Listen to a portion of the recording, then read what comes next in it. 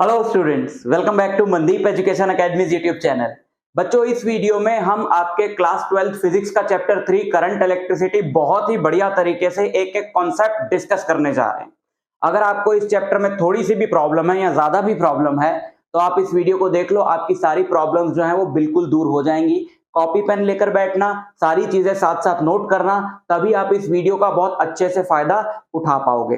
Plus अगर आपको बहुत ही बढ़िया बढ़िया स्टडी मटेरियल चाहिए, नोट्स चाहिए, वर्कशीट्स चाहिए, डीपीपीस चाहिए और डेरिवेशंस के पीडीएफ्स चाहिए, फॉर्मूला शीट्स चाहिए, तो आप Mandeep education academy Telegram channel join कर लो। उसका लिंक डिस्क्रिप्शन में दे दिया है। और Mandeep education academy app download कर लो गूगल प्ले स्टोर से, उसका लिंक भी डिस्क्रिप्शन में दे दिया है। ये सारी चीजें आपको इन दोनों जगहों पर मिल जाएंगी। टेलीग्राम चैनल पे तो आप ढूंढ ही लोगे, मनदीप एजुकेशन एकेडमी ऐप पर स्टडी मटेरियल नाम से एक फोल्डर होगा, उसमें आपको ये सारी चीजें बहुत ही आसानी से फोल्डर वाइज मिल जाएंगी, तो जाके यूज कर लेना।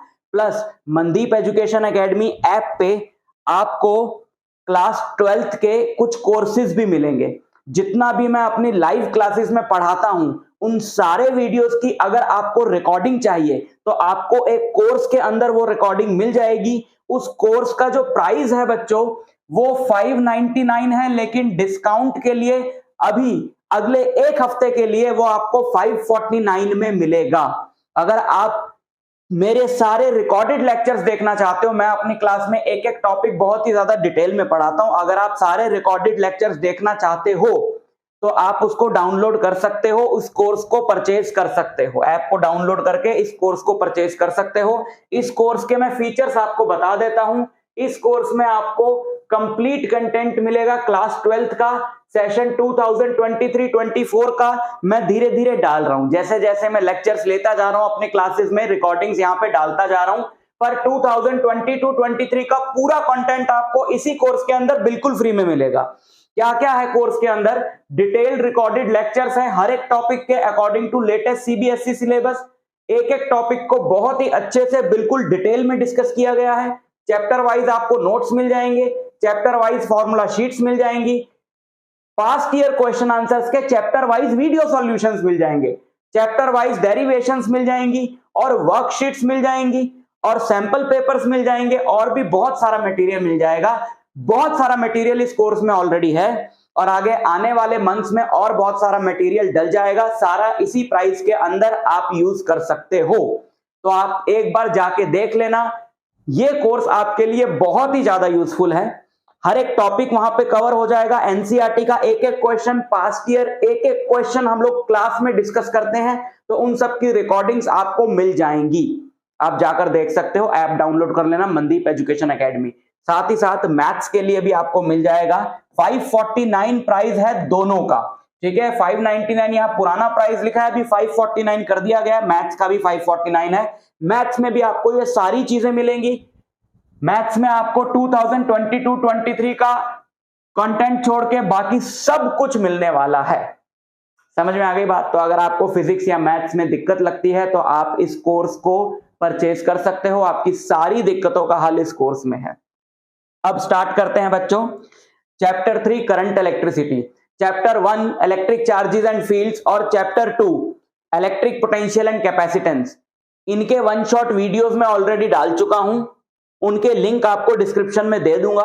जिन बच्चों ने उन वीडियोस को नहीं देखा है और उनको चैप्टर 1 या 2 में दिक्कत है, वो जाकर उन वीडियोस को देख लें, उनकी दिक्कत बिल्कुल खत्म हो जाएगी। आ जाओ चैप्टर 3। तो बच्चों ये है करंट इलेक्ट्रिसिटी। करंट इलेक्ट्रिसिटी क्या है? Current electricity is the branch of physics which deals with the study of moving charges. Chapter 1 और 2 की अगर मैं बात करूं तो चैप्टर 1 और 2 जो हैं आपके क्लास 12 फिजिक्स के, उनको कलेक्टिवली बोला जाता है इलेक्ट्रोस्टैटिक्स। इलेक्ट्रोस्टैटिक्स का मतलब होता है स्टडी ऑफ स्टेशनरी चार्जेस, यानी चार्ज पार्टिकल जब रेस्ट पे होता है, ऐसे खड़ा हुआ चार्ज पार्टिकल चल नहीं रहा है, तो उसके साथ जो जो प्रॉपर्टीज इन्वॉल्व हैं वो आपने चैप्टर 1 और 2 में पढ़ ली। अब हम ये देखने वाले हैं कि चार्ज जब मूव करता है तो उसके साथ क्या क्या चीजें इन्वॉल्व हैं, चार्ज के मूव करने पे क्या क्या होता है, क्या क्या कॉन्सेप्ट्स हैं, क्या क्या फॉर्मूले हैं, समझ लो। तो सबसे पहला फॉर्मूला है बच्चों इलेक्ट्रिक करंट का, और सबसे पहला कॉन्सेप्ट है इलेक्ट्रिक करंट का। इलेक्ट्रिक करंट क्या होता है? जैसे कि एक ये वायर, ठीक है, ये वायर है, इस वायर के अंदर क्या हो रहा है जरा ध्यान से सुनो। जब इस वायर के दोनों एंड्स में आपने कोई बैटरी नहीं लगाई, सेल नहीं लगाया, एक कॉपर वायर का टुकड़ा है वो टेबल पे पड़ा हुआ है, तो देखें जरा उसके अंदर क्या हो रहा है। एक कॉपर वायर का टुकड़ा टेबल पे पड़ा हुआ है और उसके अंदर कॉपर के ऑब्वियसली एटम्स होंगे, because everything is made up of, बोलो मेरे साथ, एटम्स।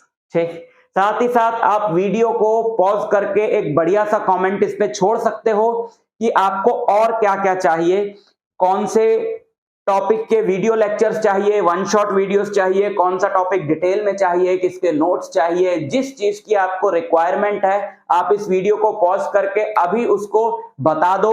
और अगर ऐसी कोई रिक्वायरमेंट नहीं है या ऐसी कोई बात नहीं है जो आप मेरे साथ शेयर करना चाहते हो स्पेसिफिकली, तो आप वीडियो को पॉज करके एक बढ़िया सा comment thank you note sir के लिए छोड़ सकते हो, वीडियो को लाइक कर सकते हो। अगर आपको पसंद आ रहा है, बिना वजह कुछ भी करने की जरूरत नहीं, आपको लगता है कंटेंट यूजफुल है, आपके काम का है, आप एक लाइक ठोक दो, कर दिया, आ जाओ।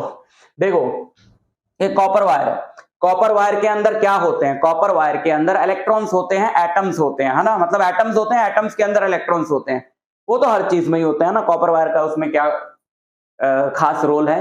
तो हम कॉपर वायर की बात कर रहे हैं, मान लो हमारे पास कॉपर वायर का एक टुकड़ा है, उस टुकड़े के अंदर क्या है, एटम्स हैं।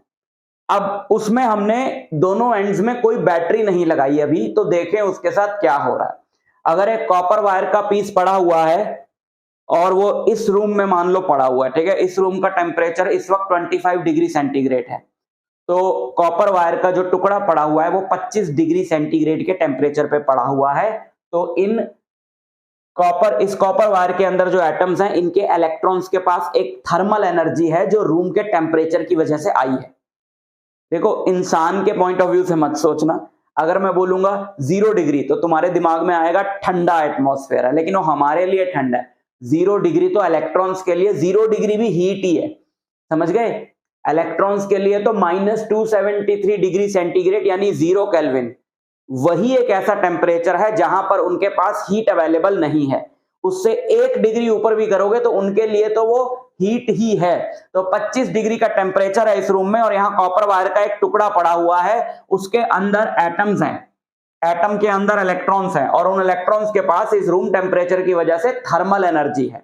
उस थर्मल एनर्जी को यूज करके वो इलेक्ट्रॉन्स एटम से बाहर आ जाएंगे, लेकिन एटम से बाहर तो आ जाएंगे बट किधर जाएंगे, उनके पास कोई डायरेक्शन तो होगी नहीं चलने के लिए, बिकॉज थर्मल एनर्जी इलेक्ट्रॉन्स को एनर्जी तो प्रोवाइड कर सकती है लेकिन डायरेक्शन प्रोवाइड नहीं कर सकती। तो इलेक्ट्रॉन्स इस थर्मल एनर्जी की वजह से आके कैसे चलने लगेंगे, सारे के सारे इलेक्ट्रॉन बिल्कुल रैंडमली चलने लगेंगे, कभी इधर कभी उधर, और चलते चलते ये जो एटम्स हैं, खाली तो नहीं हो गई कॉपर वायर, इलेक्ट्रॉन्स बाहर आ गए लेकिन ये जो आयंस बच गए इनसे टकराएंगे। तो ये चल रहा है एकदम रैंडम, ढगा ढग, इधर उधर टकराते हुए इलेक्ट्रॉन्स जो हैं इस वायर के अंदर घूम रहे हैं, इधर टकराया उधर टकराया, दूसरे से टकराया, पहले से टकराया, आयन से टकराया, तो ऐसी एकदम हलचल मची हुई है इसके अंदर, ठीक है ना, भगदड़ मची हुई है इलेक्ट्रॉन्स की। तो क्या होगा कि जब आप कोई भी एक क्रॉस सेक्शन इस वायर का उठाओगे, ठीक है, आप कोई भी एक हिस्सा इस वायर का उठाओगे, आपने इस वायर का ये वाला पार्ट उठाया, ठीक, और आपने 1 सेकंड के लिए इस पार्ट को ऑब्जर्व किया, तो आपको यह पता चलेगा कि जितने इलेक्ट्रॉन्स 1 सेकंड में इधर गए उतने ही इधर भी गए, क्योंकि रैंडमली घूम रहे हैं। तो आप कहोगे कि यार जितना चार्ज 1 सेकंड में इधर क्रॉस किया है उतना ही चार्ज 1 सेकंड में इधर क्रॉस किया है। तो नेट चार्ज एक पर्टिकुलर डायरेक्शन में इस क्रॉस सेक्शन को कोई क्रॉस ही नहीं करा 1 सेकंड में।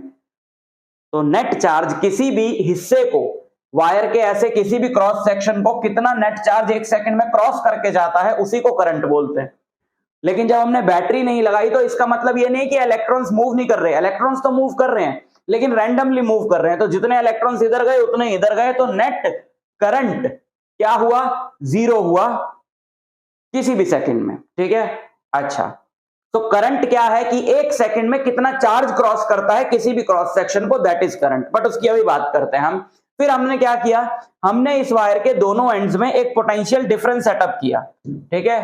हमने इस वायर के दोनों एंड्स में एक बैटरी लगाई, हमने इस वायर के दोनों एंड्स में एक बैटरी लगाई, ये रही। अब उस बैटरी ने क्या किया, ये वाला टर्मिनल पॉजिटिव कर दिया और ये वाला टर्मिनल नेगेटिव कर दिया। तो इलेक्ट्रॉन क्योंकि नेगेटिवली चार्ज होता है तो वो इस पॉजिटिव की तरफ खींचने लगा, और नेगेटिवली चार्ज होता है तो इस नेगेटिव से धक्का खाया उसने, क्योंकि नेगेटिव नेगेटिव को रिपेल करेगा। तो इलेक्ट्रॉन ने इस नेगेटिव से धक्का खाया और उस पॉजिटिव की तरफ खींचने लगा। लेकिन थर्मल एनर्जी खत्म तो नहीं हो गई, थर्मल एनर्जी तो वहीं की वहीं है। तो थर्मल एनर्जी क्या बोलेगी कि भाई रैंडमली चल। लेकिन ये जो बैटरी की हमने एनर्जी लगाई है ये क्या बोलेगी कि एक पर्टिकुलर डायरेक्शन में चल। अगर ये वाली एनर्जी ज्यादा है तो ये जीत जाएगी। तो इलेक्ट्रॉन टेढ़ा मेढ़ा चलता हुआ, थर्मल एनर्जी के प्रभाव में टेढ़ा मेढ़ा चलता हुआ अल्टीमेटली एक एंड की तरफ रवाना हो लेगा, और बीच बीच में एटम्स भी है ना, उनसे टकराता हुआ ऐसे ऐसे ऐसे ऐसे ऐसे ऐसे ऐसे ऐसे ऐसे ऐसे ऐसे ऐसे ऐसे ऐसे फाइनली जा तो जिगजैग ही रहा है। लेकिन अगर आप एक पर्टिकुलर टाइम में देखोगे तो कुछ नेट डिस्प्लेसमेंट उसका जरूर होगा पॉजिटिव एंड की तरफ, समझ गए। तो अगर आप कुछ पर्टिकुलर टाइम के लिए इसके एक क्रॉस सेक्शन को ऑब्जर्व करते हो, आपने किसी पर्टिकुलर टाइम के लिए इसके एक क्रॉस सेक्शन को ऑब्जर्व करा, तो आप ये पाओगे कि उतने टाइम के लिए कुछ नेट नंबर ऑफ इलेक्ट्रॉन्स हैं जो इसको क्रॉस करके गए, यानी कुछ नेट चार्ज क्रॉस करके इसको गया, ठीक है। तो अगर आपने इसको टी टाइम के लिए ऑब्जर्व किया, इस हिस्से को आपने वायर के टी टाइम के लिए ऑब्जर्व किया है, और उस टी टाइम में क्यू चार्ज इसको टोटल क्रॉस करके गया है, तो आप बोलोगे कि इस वायर के थ्रू जो करंट है वो क्या है, ये Q divided by T, that is charge flowing per unit time. अगर ऐसा हो रहा है कि 1 सेकंड के लिए आपने ऑब्जर्व किया तो 1 कूलम चार्ज निकल के गया, तो आप बोलोगे इसमें करंट हो गया 1 एम्पियर, है ना। 1 coulomb per second, coulomb per second को क्या बोलते हैं, एम्पियर। तो अगर आपने 1 सेकंड के लिए ऑब्जर्व किया और 1 कूलम चार्ज निकल के गया तो इसमें करंट हो गया 1 एम्पियर। आपने 1 सेकंड के लिए ऑब्जर्व किया, 2 कूलम चार्ज निकल के गया, तो आप बोलोगे करंट है 2 एम्पियर। और अगर आपने, अब ऐसा हुआ, देखो आपने पहले सेकंड के लिए ऑब्जर्व किया तो चार्ज निकल के गया 1 कूलम, आपने दूसरे सेकंड के लिए ऑब्जर्व किया तो 1 सेकंड में चार्ज निकल के गया 2 कूलम, सपोज स्पीड बढ़ गई। आपने तीसरे सेकंड के लिए ऑब्जर्व किया तो चार्ज निकल के गया 3 कूलम। तो ये तो ऐसा करंट है जो वेरिएबल है ना, टाइम के साथ वेरी कर रहा है। तो अगर आप टोटल चार्ज देखो 5 सेकंड के लिए कि टोटल चार्ज कितना निकल के गया, उसको 5 से डिवाइड कर दो तो आपको एवरेज करंट मिल जाएगा। लेकिन किसी पर्टिकुलर टाइम की अगर बात कर रहे हो तो आपको इंस्टेंटेनियस करंट मिलेगा। जैसे आपने बहुत छोटे से टाइम dt के लिए इसको ऑब्जर्व किया और आपने देखा कि dq चार्ज पास हुआ, तो इंस्टेंटेनियस करंट क्या हो गया, dq बाई dt, ठीक है। और एवरेज करंट हो गया एक टाइम t के लिए, अगर q चार्ज पास हुआ तो एवरेज करंट हो गया q by t।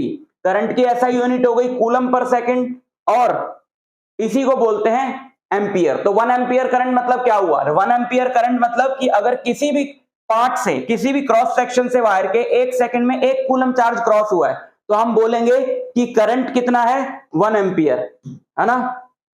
Definition of 1 ampere, current through a conductor is said to be, current through a conductor is said to be 1 ampere when a charge of 1 coulomb flows through any cross section of the conductor in 1 second. Types of current, देखो 2 तरह के current होते हैं, उसकी detail में हम नहीं जाएंगे क्योंकि उसके बारे में हमारे लिए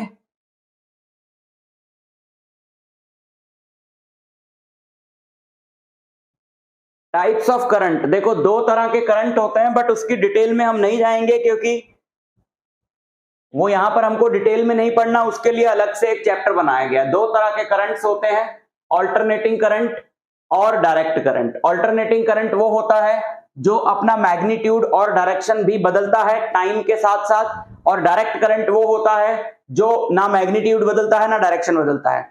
अभी आप ऑल्टरनेटिंग करंट के बारे में सोचना छोड़ दो, अभी आपसे इस चैप्टर में कोई नहीं पूछेगा, डायरेक्ट करंट की ही बात करने वाले हैं हम। तो डायरेक्ट करंट ऐसा है जो टाइम के साथ चेंज नहीं होगा।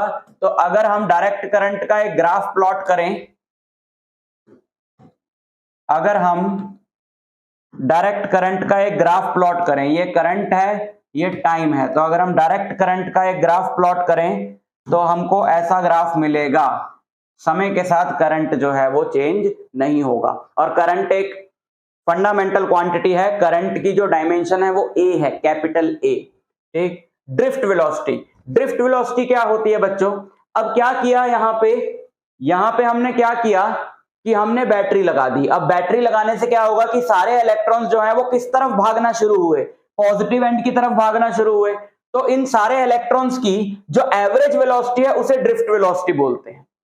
समझ में आया? ये इलेक्ट्रॉन चल कैसे रहा है, देखो एक बार फिर देखो इसका मोशन। ये इलेक्ट्रॉन चल कैसे रहा है, ये इलेक्ट्रॉन ऐसे ऐसे ऐसे ऐसे ऐसे, ठीक है, ऐसे जा रहा है, ऐसे वापस भी आ गया, ऐसे ऐसे ऐसे ऐसे रैंडमली बिल्कुल, और यहां पहुंच गया। ठीक है, यहां से चला यहां पहुंच गया, मान लो 5 सेकंड में। तो इस दौरान इसने डिस्टेंस तो बहुत ज्यादा कवर किया है ना, डिस्टेंस तो इसने ऐसे ऐसे ऐसे ऐसे ऐसे ऐसे ऐसे डिस्टेंस तो बहुत ज्यादा कवर किया, लेकिन डिस्प्लेसमेंट तो कम ही हुआ। तो वेलोसिटी क्या है, डिस्प्लेसमेंट बाय टाइम, तो वो कम आएगी, ज्यादा नहीं आएगी, बहुत कम आएगी। स्पीड निकालोगे तो बहुत ज्यादा आएगी, क्योंकि 5 सेकंड में इसने ऐसे ऐसे ऐसे ऐसे ऐसे ऐसे हजारों मीटर का डिस्टेंस कवर कर लिया, लेकिन डिस्प्लेसमेंट 2-4 सेंटीमीटर ही हुई, तो ड्रिफ्ट वेलोसिटी कम आएगी। So that is drift velocity. Drift velocity मतलब झटका खा करके चल, ऐसे करके ड्रिफ्ट, धक्का खा खा के चल रहा है, और क्योंकि आयंस के साथ कोलाइड कर रहा है ना, इलेक्ट्रॉन के पास जगह तो है नहीं बेचारे के पास चलने की, तो चलता है, आयन से टकरा जाता है, आयन से टकराता है, दूसरी तरफ चल देता है, लेकिन लगातार उसको पॉजिटिव एंड अपनी तरफ खींच रहा है, तो टकराता हुआ भी अल्टीमेटली इधर वो पहुंच ही जाएगा, धक्के खाता हुआ। ठीक है ना। आप सोचो कि ये एक स्लोप है ना, इस स्लोप से आपने ऊपर से एक बॉल छोड़ी, तो वो बॉल बिल्कुल स्मूथली नीचे आएगी, लेकिन आप सोचो कि अगर बॉल के पास ऑप्शन ही ना हो स्मूथली नीचे आने का, यहां पर बहुत सारे ऑब्स्टेकल्स हों, यहां ऑब्स्टेकल है, यहां ऑब्स्टेकल है, इस स्लोप पे ऐसे ऑब्स्टेकल्स लगे हैं, और ऑब्स्टेकल्स के बीच में इतना गैप तो है कि बॉल निकल सकती है बीच में से, तो आप क्या बोलोगे कि भाई बॉल नीचे आएगी तो सही, लेकिन ऐसे टेढ़ी मेढ़ी, यहां टकराई यहां टकराई यहां टकराई, लेकिन अल्टीमेटली नीचे आएगी। यही इलेक्ट्रॉन के साथ हो रहा है कि अगर ये वाला एंड पॉजिटिव है तो इलेक्ट्रॉन अल्टीमेटली उस एंड तक पहुंचेगा तो जरूर, लेकिन सीधा सीधा नहीं पहुंचेगा, टेढ़ा मेढ़ा जिगजैग पहुंचेगा, आयंस के साथ टकराता हुआ पहुंचेगा। तो उसकी एक पर्टिकुलर टाइम में उसका जो डिस्टेंस है वो बहुत ज्यादा होगा, लेकिन डिस्प्लेसमेंट कम होगा, तो डिस्प्लेसमेंट बाय टाइम जो है वो उसकी वेलोसिटी है। और एक इलेक्ट्रॉन तो है नहीं, बहुत सारे इलेक्ट्रॉन्स हैं, तो उन सारे इलेक्ट्रॉन्स की वेलोसिटी का जो एवरेज है उसे क्या बोलते हैं, ड्रिफ्ट वेलोसिटी। ड्रिफ्ट वेलोसिटी को डिफाइन करते हैं कि भाई it is the average velocity, it is the average velocity with which electrons get drifted towards the positive end of the conductor under the influence of an external electric field. ये battery क्या कर रही है भाई, ये battery electric field ही तो लगा रही है वायर के अंदर, क्योंकि एक एंड पॉजिटिव हो गया, दूसरा नेगेटिव हो गया, और positive to negative electric field होती है, positive to negative electric field होती है। इसने इधर एक इलेक्ट्रिक फील्ड लगा दी ऐसे, है ना, और इलेक्ट्रॉन क्योंकि नेगेटिवली चार्ज है तो इलेक्ट्रॉन इलेक्ट्रिक फील्ड के अपोजिट डायरेक्शन में चला ऐसे, तो ये बैटरी क्या करती है, इलेक्ट्रिक फील्ड लगाती है। कितनी इलेक्ट्रिक फील्ड लगाएगी, अगर इस बैटरी का जो पोटेंशियल है वो V है और इस वायर की लेंथ L है, तो E होता है V/L, पोटेंशियल ग्रेडियंट के फॉर्मूले में पढ़ा है आपने, तो E कितना होगा, V डिवाइडेड बाय L। इतनी इलेक्ट्रिक फील्ड लगा दी, उस इलेक्ट्रिक फील्ड के इन्फ्लुएंस में सारे इलेक्ट्रॉन पॉजिटिव एंड की तरफ भागे, उन सारे इलेक्ट्रॉन्स की वेलोसिटी का जो एवरेज है that is called drift velocity. ठीक है, अब हम उसे निकालें कैसे, हाउ टू निकाल the drift velocity. We may define drift velocity as the average velocity with which electrons get drifted towards the positive terminal of the battery under the influence of an external electric field। ठीक है, अब आप ये मान लो कि जब हमने battery नहीं लगाई थी, जब इलेक्ट्रॉन्स रैंडमली मूव कर रहे थे, तो सबकी वेलोसिटीज तो थी, लेकिन जो एवरेज वेलोसिटी थी वो 0 थी, है ना, क्योंकि कोई नेट डिस्प्लेसमेंट नहीं हो रहा था इलेक्ट्रॉन में, धक्के खा के इलेक्ट्रॉन वहीं वापस आ रहा था जब हमने बैटरी नहीं लगाई थी। तो अगर हम लोग मान लें कि जब हमने बैटरी नहीं लगाई तो इलेक्ट्रॉन्स की वेलोसिटी है U1 U2 U3 up to UN, तो जो एवरेज होगा इन सब का वो क्या होगा, इनका एवरेज होगा U1 plus U2 plus U3 up to UN divided by N, और वो एवरेज क्या होगा, 0, क्योंकि कोई नेट डिस्प्लेसमेंट तो हो ही नहीं रहा था in the absence of external electric field. ठीक, और जब हमने बैटरी अप्लाई कर दी, तब मान लो इलेक्ट्रॉन्स की जो वेलोसिटीज है वो V1 V2 V3 up to Vn है, और इन्हीं का जो एवरेज है वही ड्रिफ्ट वेलोसिटी है, तो Vd equal to V1 plus V2 up to Vn divided by N। अब आप फॉर्मूला लगाओ V equal to U plus AT, है ना, आप सब जानते हो इस फॉर्मूले के बारे में। तो क्या हो रहा है, हर एक इलेक्ट्रॉन E इलेक्ट्रिक फील्ड में मूव कर रहा है ना, हर एक इलेक्ट्रॉन E इलेक्ट्रिक फील्ड में मूव कर रहा है, इलेक्ट्रॉन का चार्ज है E, तो इलेक्ट्रॉन पे फोर्स कितनी लगेगी, QE। E इलेक्ट्रिक फील्ड में Q चार्ज पे कितनी फोर्स लगती है, QE, और इलेक्ट्रॉन का जो चार्ज है Q उसको हमने स्मॉल e माना, तो उस पे कितनी फोर्स लगेगी, EE डिवाइडेड बाय उसका मास, तो ये होगी हर एक इलेक्ट्रॉन की एक्सेलरेशन। अब इसको A1 A2 A3 लेने की जरूरत नहीं है, क्योंकि सारे इलेक्ट्रॉन्स की जो एक्सेलरेशन है वो सेम होगी, क्योंकि सबका चार्ज सेम है, सब सेम इलेक्ट्रिक फील्ड में, सबका मास सेम है। ठीक, अब क्या होता है कि जब इलेक्ट्रॉन चल रहा है तो वो आयंस के साथ टकराता है ना। कॉपर के जो आयंस पड़े हुए हैं बड़े बड़े वायर के अंदर, उनके साथ टकराता है। कॉपर का एटम था ना भाई, कॉपर का एटम था, आउटर मोस्ट शेल से 2 इलेक्ट्रॉन निकल गए, बाकी पीछे क्या बचा, कॉपर का आयन बचा, ये कॉपर का न्यूक्लियस है, बाकी के इलेक्ट्रॉन्स हैं। तो ये आयंस बड़े बड़े आयंस पड़े हुए हैं, और इन बड़े बड़े आयंस की भीड़ में इलेक्ट्रॉन भाग रहा है, तो वो क्या करेगा, इन आयंस के साथ कोलाइड करेगा। इन आयंस के साथ कोलाइड करेगा तो क्या होगा, जैसे ही एक आयन से टकराएगा, जैसे ही एक आयन से टकराएगा, भाई कोई चीज टकराती है तो उसकी एनर्जी, उसकी वेलोसिटी क्या हो जाती है, 0 हो जाती है ना। तो ये इलेक्ट्रॉन जो है आयन के साथ टकराया, उसकी वेलोसिटी हो गई 0 फॉर फ्रैक्शन ऑफ टाइम। लेकिन बैटरी तो लगातार उसको पॉजिटिव टर्मिनल की तरफ खींच रही है, तो उठ के फिर चल देगा। तो इलेक्ट्रॉन जो भी वेलोसिटी गेन करेगा 2 कोलिजन्स के बीच में ही गेन करेगा, क्योंकि फिर तक टकरा गया, फिर 0 हो गई, फिर उठ के चल दिया, फिर वेलोसिटी बड़ी बड़ी बड़ी बड़ी, फिर टकरा गया, फिर 0 हो गई। तो इलेक्ट्रॉन जो भी वेलोसिटी गेन करेगा बच्चों, वो 2 कोलिजन्स के बीच में ही गेन करेगा हमेशा। तो 2 कोलिजन्स के बीच का जो टाइम है उसको बोलते हैं रिलैक्सेशन टाइम। 2 कोलिजन्स के बीच का जो टाइम है उसको क्या बोलते हैं, ये एक्सेलरेशन तो लिखी रहने दो। 2 कोलिजन्स के बीच का जो टाइम है उसे बोलते हैं रिलैक्सेशन टाइम, और उसको टाउ से रिप्रेजेंट करते हैं। तो अगर पहले इलेक्ट्रॉन का रिलैक्सेशन टाइम है टाउ1, दूसरे का टाउ2, तीसरे का टाउ3, nth का टाउ n, तो हम ये बोल सकते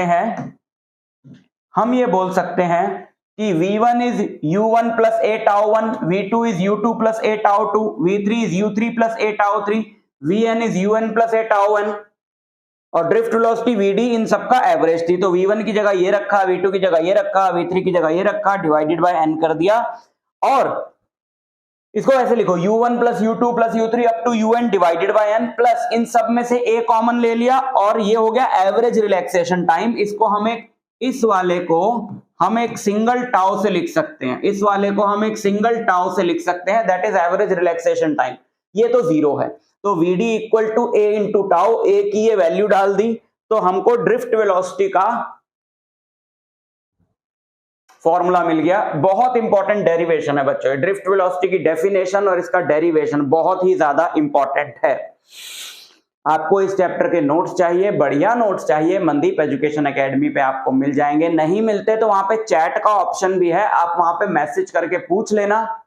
मोस्ट ऑफ द टाइम मैं रिप्लाई कर देता हूं, क्लास वगैरह में होता हूं, रिप्लाई में कभी डिले हो जाता है, लेकिन फिर भी मैं बता देता हूं अपना पूरा टाइम निकाल के। तो आप मुझसे मैसेज करके पूछ सकते हो, पहले खुद ढूंढ लेना भाई। स्टडी मटेरियल फोल्डर है, ठीक है ना, आपकी प्रोफाइल के लिए यहाँ पे 3 डंडे बने हुए आएंगे ऐप पे, उस पर क्लिक करोगे, दूसरा तीसरा ऑप्शन ही है स्टडी मटेरियल, उसके अंदर चले जाओगे, सब मिल जाएगा क्लास वाइज, चैप्टर वाइज, ठीक है।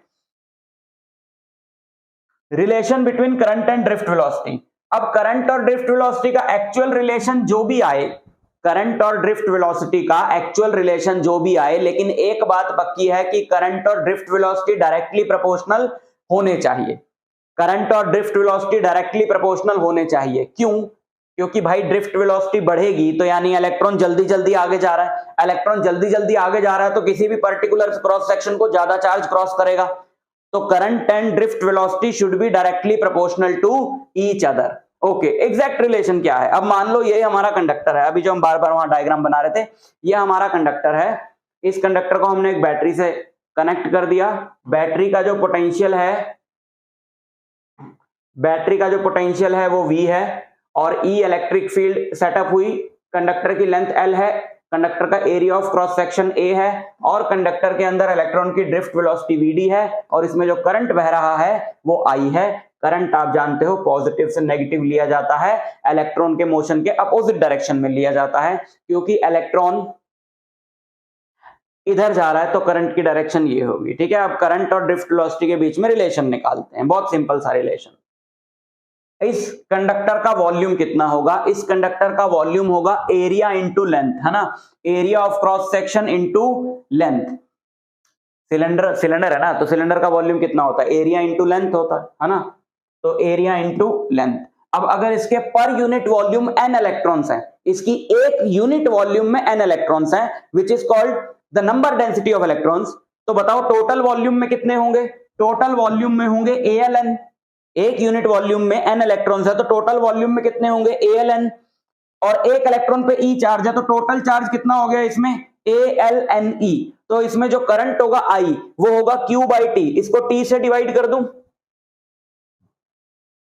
करंट है Q/T तो Q ये आया डिवाइडेड बाय T, टाइम होता है डिस्टेंस अपॉन स्पीड, कंडक्टर की लेंथ है L और उसमें इलेक्ट्रॉन जा रहा है VD वेलोसिटी से, तो टाइम हो गया, मतलब L मतलब डिस्प्लेसमेंट है ना, डिस्टेंस तो टेढ़ा मेढ़ा जा रहा तो बहुत ज्यादा है, तो डिस्प्लेसमेंट अपॉन वेलोसिटी टाइम हो गया, L से L कट गया, VD ऊपर आ गया, तो करंट और ड्रिफ्ट वेलोसिटी के बीच में रिलेशन है I इक्वल टू ANEVD, और हम क्लियरली देख पा रहे हैं कि current is directly proportional to drift velocity जो हमने प्रेडिक्ट किया था। ठीक है, next is Ohm's law. It states that current flowing through a conductor is directly proportional to the potential difference applied across its ends, provided that the physical conditions are constant.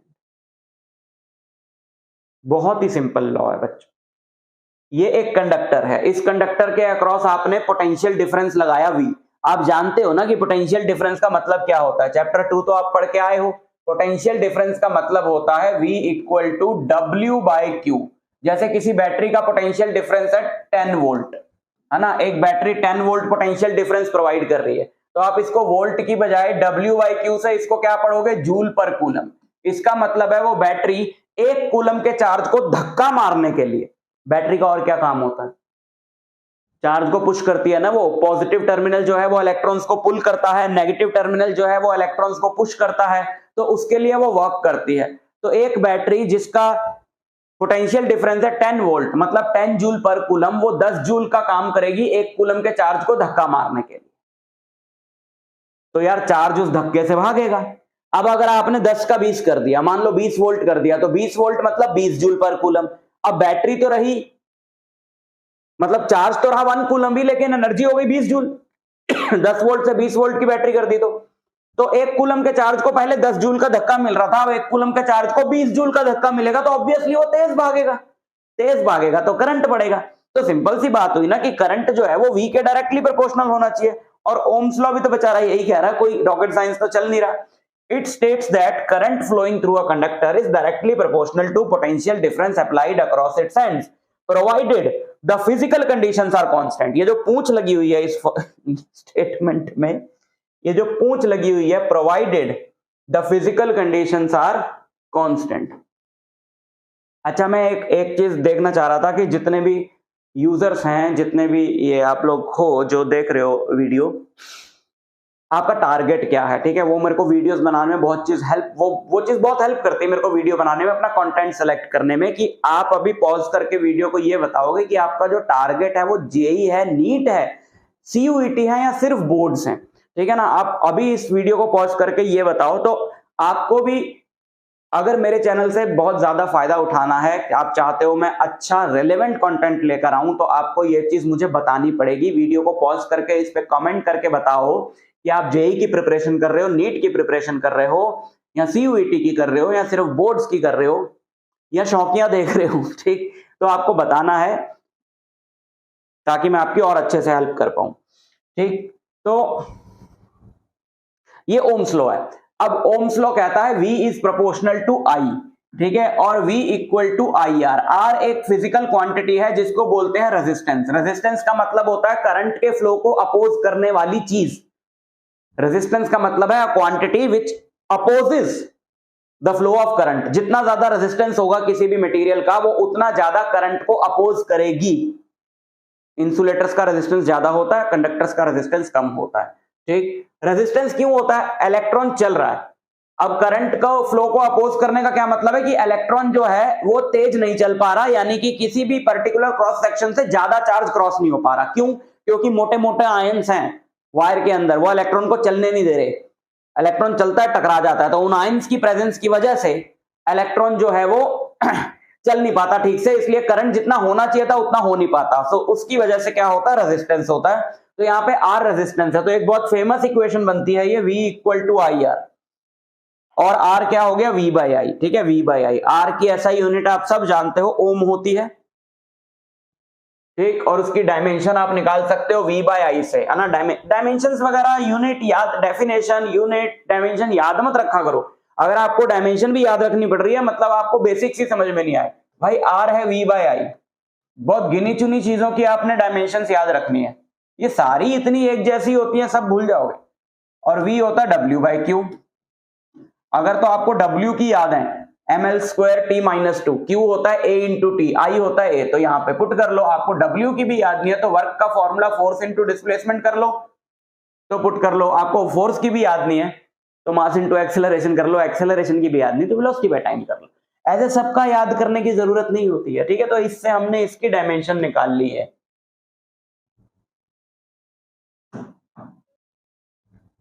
ठीक है, याद करने की बेटा जरूरत नहीं है। याद करने का जो सबसे बड़ा ड्रॉबैक है वो ये है कि अगर कोई चीज याद करोगे तो उसको भूल जाओगे।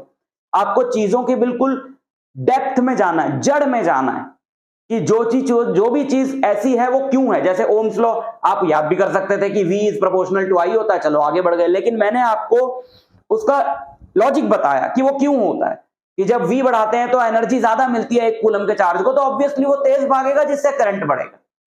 तो आप जब खुद भी पढ़ाई करते हो तो आप ज्यादा से ज्यादा चीजों के लॉजिक में जाओ, जड़ में जाओ और उनको बिल्कुल सिरे से पकड़ने की कोशिश करो कि वो आई कहां से है, लॉजिक में जाओ।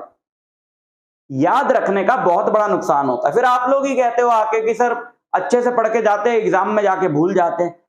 आप ये सोचो ना कि आपने फिर पढ़ने में कोई गलती कर दी है ना। आपको लगता है हम बहुत अच्छे से पढ़ के गए, लेकिन अगर आप याद करके चले जाओ चीजों को, तो याद करने का तो भैया यही मतलब है कि आप कभी ना कभी भूलोगे। एक दिन बाद भूलोगे, चाहे हफ्ते बाद भूलोगे, चाहे 6 महीने बाद भूलोगे, लेकिन भूलोगे। आप चाहते हो कोई चीज आपको लाइफ टाइम के लिए याद रहे तो आपको उसके लॉजिक को पकड़ना होगा। बनाने वाले के पॉइंट ऑफ व्यू से सोचना होगा कि जिसने ये लॉ बनाया, जिसने फॉर्मूला बनाया, उसने क्या सोच के बनाया, उसके दिमाग में क्या चल रहा था। Proof of Ohm's law.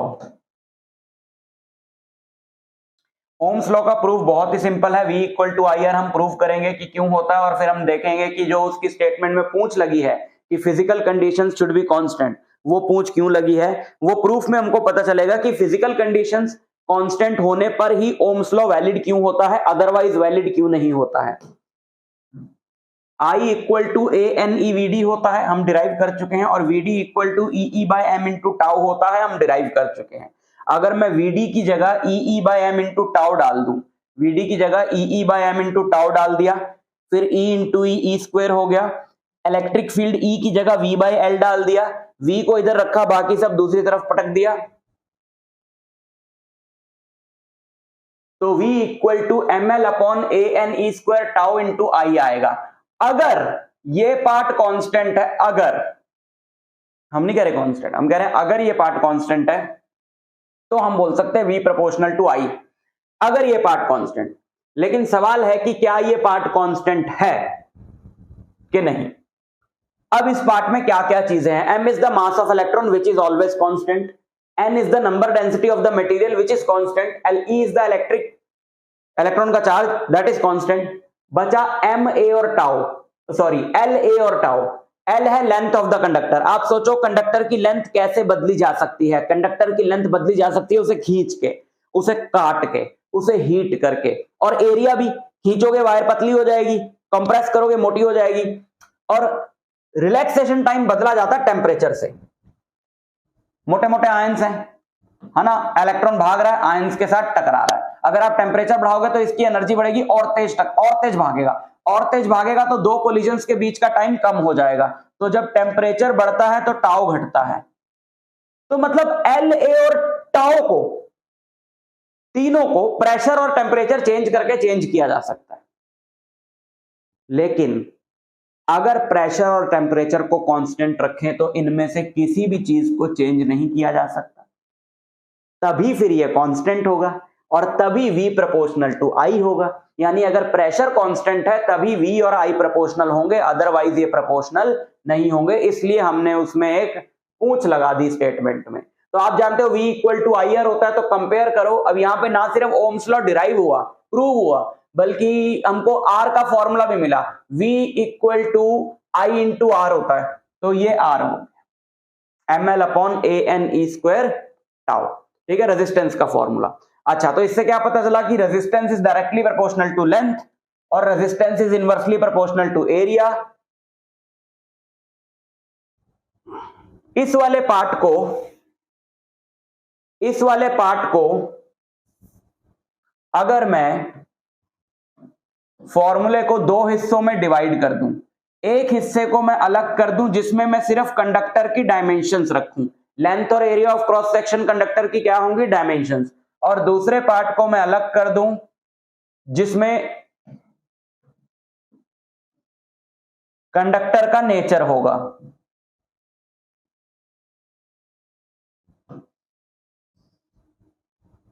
तो m/ne² टाउ इंटू L/A, ये वाला पार्ट वो है जो कंडक्टर के नेचर पे डिपेंड करता है और ये वाला पार्ट वो है जो कंडक्टर के डायमेंशंस पे डिपेंड करता है। इस वाले पार्ट को कलेक्टिवली बोला जाता है रेजिस्टिविटी और इसको रो से डिनोट किया जाता है।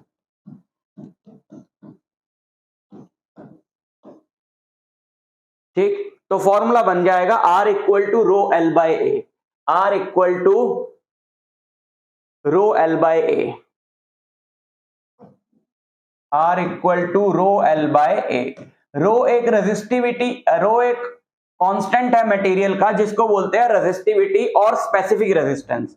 इसको रेजिस्टिविटी भी बोलते हैं और स्पेसिफिक रेजिस्टेंस भी बोलते हैं, और ये नेचर पे डिपेंड करता है। जैसे मेरे पास 5 पीस है कॉपर के, अलग अलग एरिया के, अलग अलग लेंथ के, उन सबका एरिया और लेंथ अलग है तो उन सबका रेजिस्टेंस जो है वो अलग होगा, लेकिन क्योंकि सारे कॉपर के हैं तो उनकी रेजिस्टिविटी सबकी क्या होगी, सेम। शर्त यह है कि सबका टेम्परेचर भी सेम होना चाहिए, क्योंकि रेजिस्टिविटी रिलैक्सेशन टाइम पे भी डिपेंड करती है और रिलैक्सेशन टाइम टेम्परेचर पे डिपेंड करता है।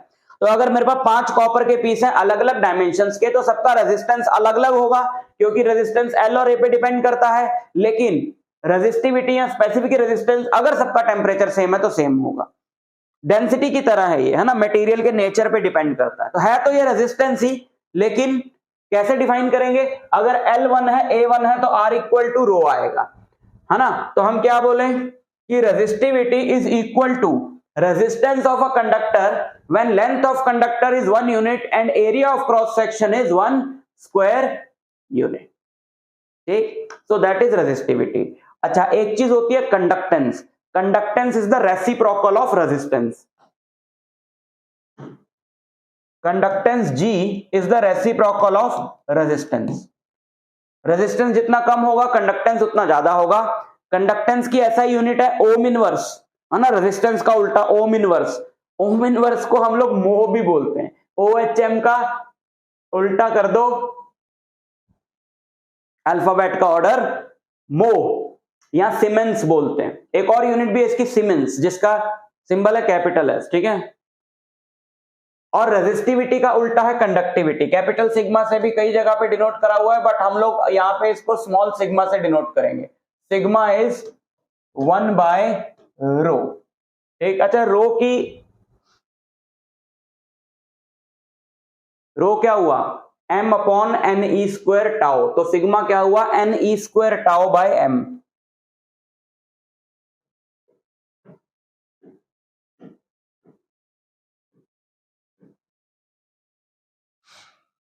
Next is current density. Current density क्या होता है बच्चों, जैसे हमारे पास एक कॉपर वायर है,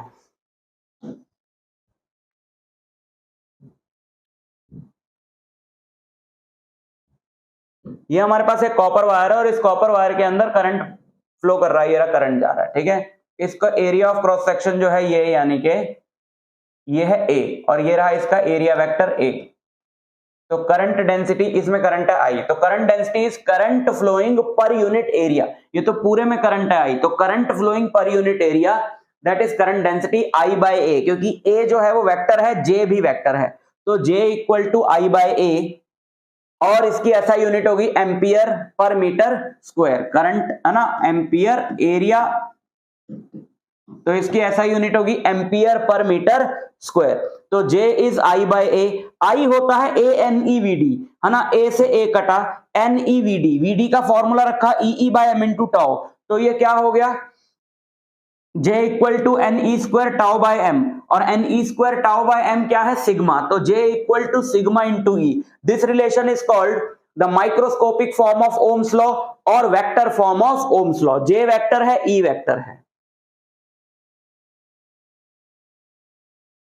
एक न्यूमेरिकल देखते हैं इस तरह का, रेजिस्टेंस के फॉर्मूले पे, काफी इंपॉर्टेंट है इस टाइप का न्यूमेरिकल। देखो क्या लिखा है, a wire is stretched to make its length triple, find the new resistance of the wire if its original resistance was 15 ohm. एक वायर को खींच के उसकी लेंथ को क्या कर दिया, ट्रिपल कर दिया, 3 गुना कर दिया। तो कह रहा है कि बताओ उस वायर का नया रेजिस्टेंस क्या होगा। भाई रेजिस्टेंस तो चेंज होगा क्योंकि लेंथ बदली है। उसका ओरिजिनल रेजिस्टेंस कितना था, 15 ओम। तो देखो ओरिजिनल रेजिस्टेंस आर क्या होता है, रो एल बाय ए। अब आप किसी भी चीज की अगर शेप चेंज करते हो, मैथ्स के कॉन्सेप्ट से आप जानते हो कि इसकी वॉल्यूम चेंज नहीं होती है, और वॉल्यूम होता है एरिया इंटू लेंथ। तो new area into new length should be equal to original area into original length. New area अपने को नहीं मालूम, लेकिन न्यू लेंथ जो है वो 3 इंटू ओरिजिनल लेंथ है। अब एल से एल कट गया तो ए न्यू आ गया ए बाय 3। यार सिंपल सा लॉजिक है, अगर आप एक वायर को खींच के 3 गुना लंबा कर दोगे तो वो 3 गुना पतली भी तो हो जाएगी। तो new area is A by 3। अब आर न्यू क्या हुआ, rho into L new by A new. अब रो तो बदलेगा नहीं, कॉपर की वायर है तो खींचने के बाद भी कॉपर की रहेगी। तो एल न्यू की जगह लिखा 3L और ए न्यू की जगह लिखा ए बाय 3। ये 3 ऊपर चला गया, 3 square into rho L by A. 3 square होता है 9, रो एल बाय ए मतलब ओरिजिनली जो रेजिस्टेंस था ना रो एल बाय वो कितना था, 15। तो 9 इंटू 15 135 ओम। आप सिंपल सा फंडा ले सकते हो कि अगर एक वायर को खींच के n टाइम्स बड़ा कर दिया है, उसकी लेंथ जो है वो n टाइम्स बढ़ा दी गई है, तो उसका जो न्यू रेजिस्टेंस होगा वो n स्क्वायर इंटू आर होगा। क्योंकि अगर आप लेंथ n टाइम्स बढ़ाओगे तो एरिया n टाइम्स कम हो जाएगा। तो एक n ऊपर लेंथ का आएगा और एक a बाय n एरिया का n भी ऊपर आएगा, तो n स्क्वायर टाइम्स जो है उसका रेजिस्टेंस बढ़ जाएगा। इलेक्ट्रॉन मोबिलिटी, इलेक्ट्रॉन मोबिलिटी का जो सिंबल होता है बच्चों वो म्यू ई होता है, ठीक है, म्यू ई। तो इलेक्ट्रॉन मोबिलिटी होती क्या है, इलेक्ट्रॉन मोबिलिटी का मतलब है drift velocity divided by electric field. अब यहां पर भी वही बात आ गई कि आप चाहे तो रट्टा मार लो कि ड्रिफ्ट वेलोसिटी मोबिलिटी होती है drift velocity by electric field. लेकिन अब हम लॉजिक की बात करते हैं कि भाई ऐसी जबरदस्ती का फॉर्मूला तो बनाया नहीं होगा किसी ने, कुछ सोच के ही बनाया होगा ना। तो mobility is drift velocity divided by electric field. क्या सोच के ये फॉर्मूला बनाया है। मोबिलिटी का मतलब क्या होता है कि कोई भी चीज कितनी मोबाइल है, मोबाइल मतलब कोई भी चीज कितना इजीली ट्रेवल कर सकती है, मूव कर सकती है, that is called electron mobility. अच्छा तो वो कैसे, एक चार्ज की मोबिलिटी कैसे मेजर हो, चार्ज मूव किस वजह से करता है, चार्ज मूव करता है इलेक्ट्रिक फील्ड की वजह से। तो ज्यादा मोबाइल चार्ज किसको बोलेंगे, जो कम इलेक्ट्रिक फील्ड लगा के ज्यादा तेज भागे। तो जितना ई कम होगा और चार्ज के भागने की जो स्पीड है दैट इज ड्रिफ्ट वेलोसिटी। तो इलेक्ट्रिक फील्ड जितना कम लगेगा और ड्रिफ्ट वेलोसिटी जितनी ज्यादा होगी उतनी ही चार्ज की मोबिलिटी ज्यादा होगी, that's why mobility is drift velocity by electric field. ठीक है, और इसकी आप ऐसा यूनिट निकाल सकते हो, ड्रिफ्ट वेलोसिटी मीटर पर सेकंड, इलेक्ट्रिक फील्ड न्यूटन पर कूलम। तो आपकी ऐसा यूनिट ये बन जाएगी, ठीक है, मीटर पर सेकंड बाय न्यूटन पर coulomb. Temperature dependence of resistivity. अब हम देख रहे हैं क्लियरली कि रेजिस्टिविटी के फॉर्मूले में टाउ आ रहा है और टाउ टेम्परेचर पे डिपेंड करता है।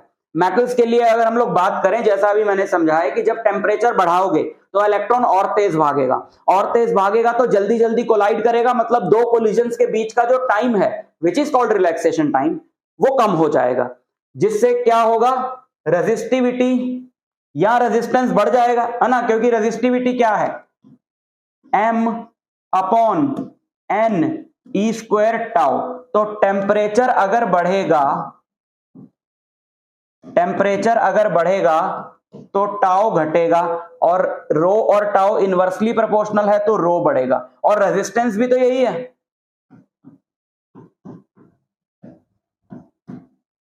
रो बढ़ेगा तो रेजिस्टेंस बढ़ेगा। तो ultimately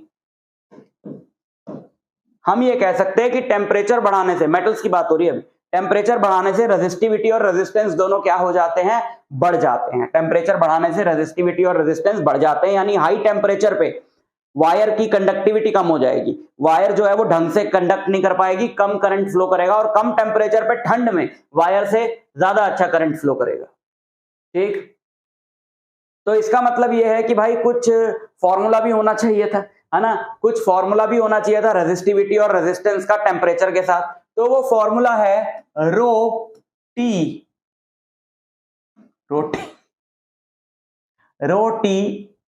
two is rho T 1 into 1 minus, बता रहा हूं, सब बता रहा हूं, 1 plus alpha T2 minus T1। ठीक, आपके पास एक मटेरियल है जिसका T1 टेम्परेचर पे रेजिस्टिविटी है रो T1, जिसकी T2 टेम्परेचर पे which is higher than T1 resistivity है रो T2। तो T1 T2 रो T1 और रो T2 में ये रिलेशन होता है। अल्फा यहां पर एक कांस्टेंट होता है जो मटेरियल पे डिपेंड करता है, it is called temperature coefficient of resistivity, temperature coefficient of resistivity.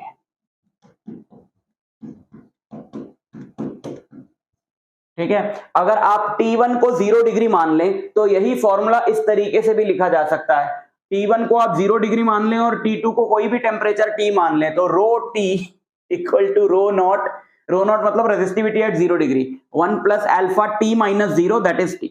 ठीक है, लेकिन जरूरी नहीं है कि जो आपका रेफरेंस टेम्परेचर है यानी पहले वाला वो 0 ही हो, वो कुछ भी हो सकता है।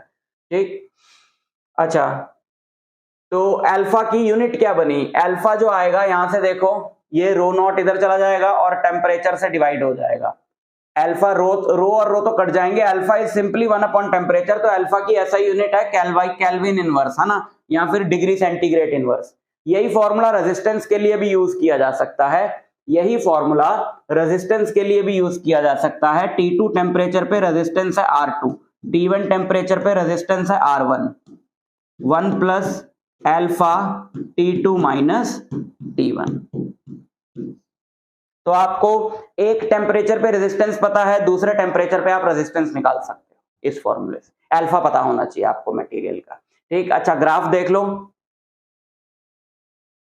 अब टेम्परेचर के साथ रेजिस्टिविटी जो है वो बढ़ रही है ना, टेम्परेचर के साथ रेजिस्टिविटी बढ़ रही है, तो ये देखो ये बढ़ रही है रेजिस्टिविटी, ये किसका ग्राफ है, कॉपर का ग्राफ, टेम्परेचर के साथ रेजिस्टिविटी बढ़ रही, समझ में आई बात। अच्छा, दूसरा बात करते हैं एलॉयज की, एलॉयज की बात करते हैं, एलॉयज का भी अल्फा पॉजिटिव है। देखो अब अल्फा की वैल्यू क्या है जरा ध्यान से देखना, यहां से अल्फा क्या आएगा, अल्फा आएगा, इसको अगर आप इधर मल्टीप्लाई करो, ये R1 यहां भी मल्टीप्लाई होगा, यहां भी मल्टीप्लाई होगा, तो आपको ये मिलेगा R2 minus R1 upon R1 into T2 minus T1, है ना, T1 जो है वो कम टेम्परेचर है, T2 ज्यादा टेम्परेचर है, तो ये डिफरेंस तो पॉजिटिव होगा, तो अगर ये डिफरेंस भी पॉजिटिव है तो अल्फा पॉजिटिव आएगा, मतलब कम टेम्परेचर पे कम रेजिस्टेंस, ज्यादा टेम्परेचर पे ज्यादा रेजिस्टेंस हो तो अल्फा पॉजिटिव होगा। तो मेटल्स के लिए यही ट्रू है कि टेम्परेचर बढ़ाने पे रेजिस्टेंस बढ़ रहा है, तो मेटल्स का अल्फा जो है वो क्या होगा, पॉजिटिव होगा। अच्छा, अगर अल्फा की वैल्यू ज्यादा होगी, देखो 2-3 मटेरियल्स पकड़ लो, ठीक है ना, एक मतलब 3-4 मटेरियल ले लो, हर एक मटेरियल का T1 0 ले लो, T2 100 ले लो फॉर एग्जांपल, ठीक है, तो T1 T2 सबके लिए फिक्स कर दिए। ठीक, तो आप ये देख सकते हो जिसका R2 माइनस R1 ज्यादा होगा, यानी जिसका टेम्परेचर डिफरेंस ज्यादा होगा उसका अल्फा ज्यादा होगा, मतलब जिस मटेरियल का अल्फा ज्यादा है वो ये चीज शो कर रहा है कि इस मटेरियल का टेम्परेचर के साथ रेजिस्टेंस कितना जल्दी जल्दी चेंज होता है। तो मेटल्स का अल्फा पॉजिटिव है, यानी टेम्परेचर के साथ इनका रेजिस्टेंस बढ़ता है, और as compare to alloys alpha ज्यादा है, बट एलॉयज का अल्फा भी पॉजिटिव, बट मेटल्स के कंपैरिजन में अल्फा की वैल्यू कम है, जिससे यह पता चलता है कि एलॉयज का रेजिस्टेंस भी या रेजिस्टिविटी टेम्परेचर के साथ बढ़ता है, बट धीरे बढ़ता है एज कंपेयर टू मेटल्स। इसलिए यहां पे अगर हम देखें नाइक्रोम का ग्राफ है, तो हम देखेंगे कि यहां पे जो वेरिएशन था वो बहुत ज्यादा था, बहुत जल्दी जल्दी कॉपर का जो बढ़ रहा था रेजिस्टेंस, यहां पे भी बढ़ रहा है बट उतना तेज वेरिएशन नहीं है। तीसरी चीज है सेमीकंडक्टर। सेमीकंडक्टर जो है, सेमीकंडक्टर के बारे में आप पढ़ोगे सेकंड लास्ट चैप्टर में सेमीकंडक्टर जो है वो है जैसे सिलिकॉन हो गया, जर्मेनियम हो गया, ये ऐसे मटेरियल्स होते हैं जो लो टेम्परेचर पे तो इंसुलेटर की तरह बिहेव करते हैं, लेकिन जैसे टेम्परेचर बढ़ाएंगे इनका रेजिस्टेंस घटने लगता है, और इनकी कंडक्टिविटी बढ़ने लगती है। ऐसा क्यों होता है वो हम उस चैप्टर में पढ़ेंगे, यहां पे आपसे कोई नहीं पूछेगा। तो सेमीकंडक्टर का अल्फा नेगेटिव होता है, मतलब उसका टेम्परेचर के साथ रेजिस्टिविटी और रेजिस्टेंस क्या होता है, घटता है। ठीक, तो एलॉयज का टेम्परेचर के साथ रेजिस्टेंस बहुत ही स्लोली बढ़ता है, and for that reason alloys like manganese and constantan are used in wire bound standard resistors।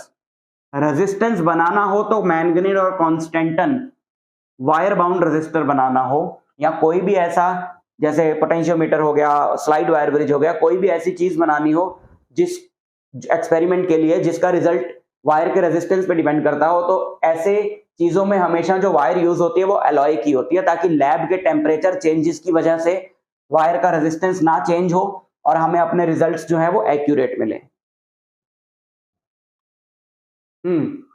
एक क्वेश्चन देख लेते हैं अब।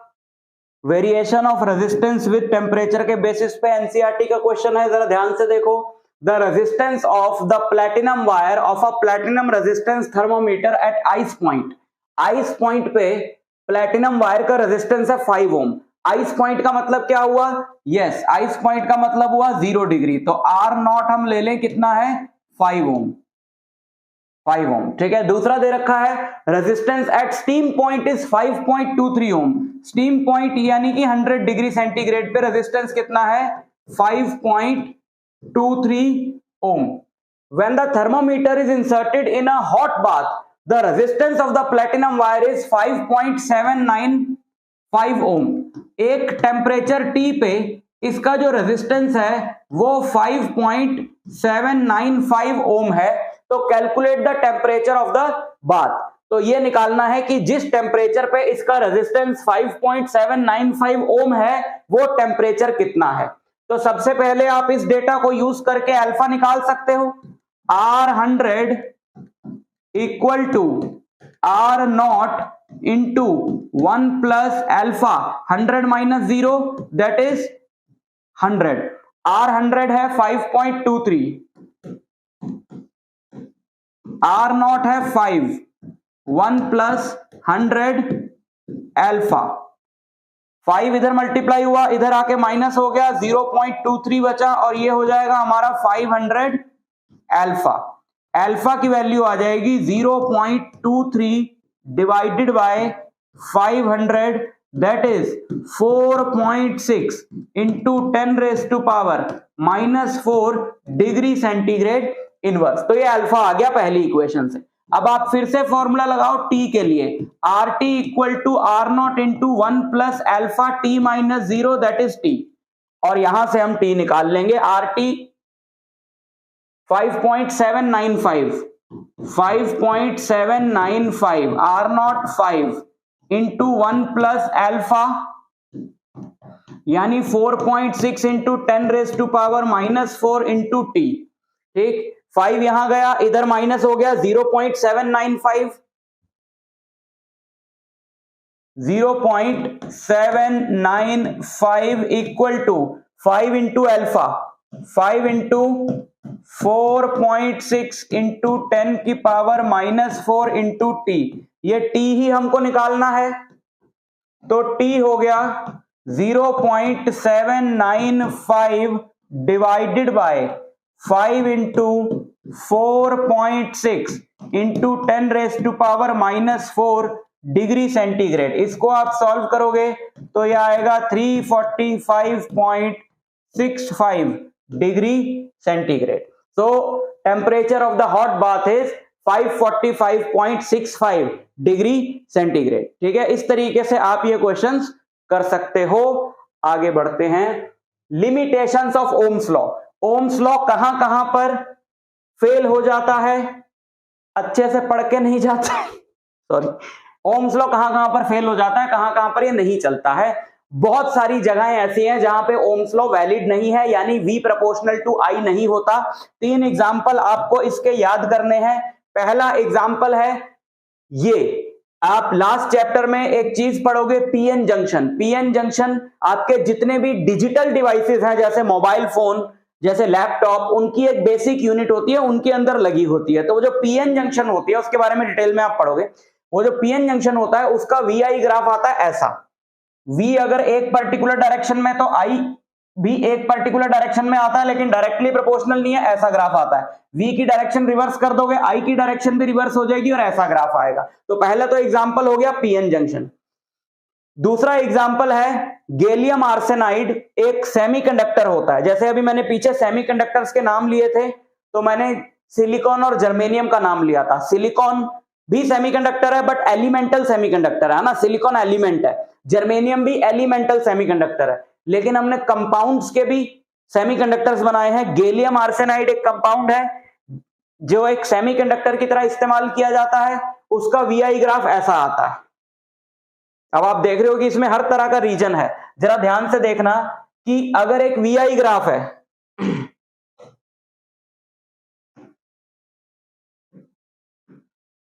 जिसके एक्स एक्सिस पे आपने V लिया है और Y एक्सिस पे I लिया है ना, क्योंकि आप V बदलोगे और V के बदलने से I बदलेगा, तो V is the independent variable and I is dependent variable. तो VI ग्राफ में जनरली V जो है वो X एक्सिस पे आता है और I जो है वो Y एक्सिस पे आता है। तो VI ग्राफ जो है अगर वो स्ट्रेट लाइन है, ओम्स लॉ फॉलो कर रहा है, मतलब ये जो भी चीज है ये ओम्स लॉ फॉलो कर रही है, तो VI ग्राफ क्या होगा, स्ट्रेट लाइन होगा। और किसी भी ग्राफ की स्लोप होती है y बाय एक्स, तो इस ग्राफ की जो स्लोप होगी वो होगी I बाय v और r होता है v बाय i, तो I बाय v क्या हो गया 1/r। यानी ग्राफ की जो स्लोप है, इस वाले ग्राफ की जो स्लोप है वो रेजिस्टेंस का रेसिप्रोकल है, और अगर यहां v होता यहां I होता तो स्लोप जो है वो r होती। और आप जानते हो स्लोप होता है tan थीटा, तो ये वाला आप देख रहे हो कि थीटा जो है वो एक्यूट है, यानी ये जो भी मटेरियल दिखाया गया है इसका रेजिस्टेंस पॉजिटिव है।